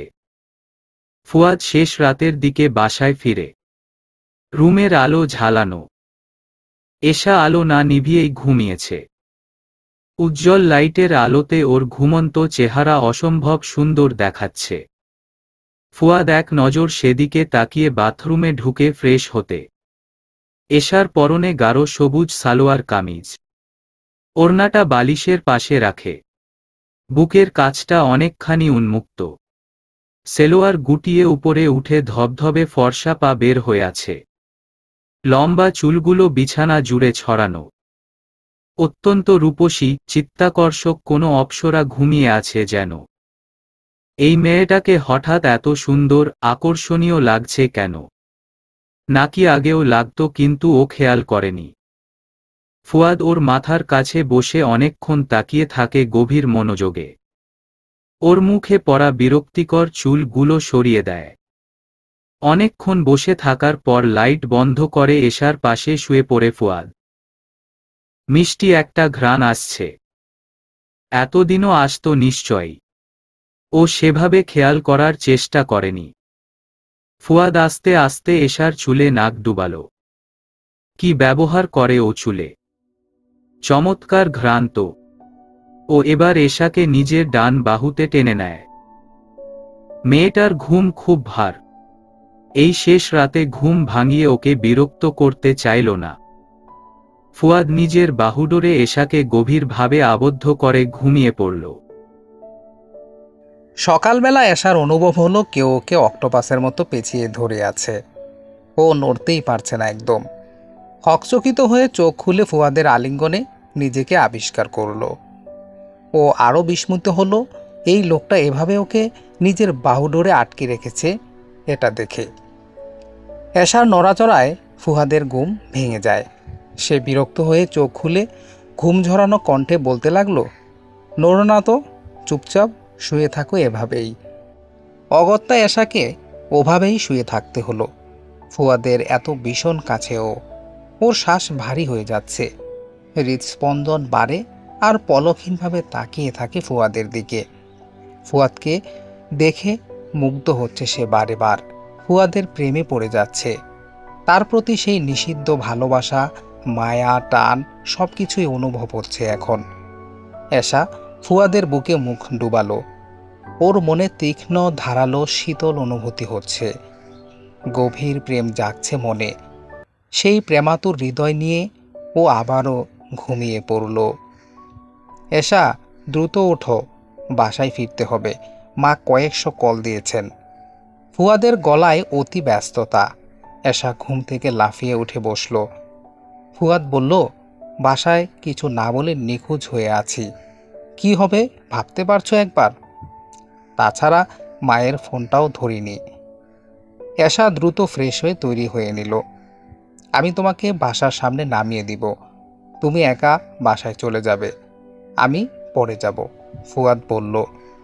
এশা ভীতু গলায় জিজ্ঞেস করল, বাসায় ফিরে আমি কি বলবো? কোথায় ছিলাম যদি জিজ্ঞেস করে? আমাকে নিতে এসে আপনিও তো ফিরলেন না। তাছাড়া আমি মায়ের অনুমতি ছাড়া বেরিয়েছি বাড়ি থেকে। ফ্ল্যাটের দরজা লক করতে করতে ফুয়াদ বলল,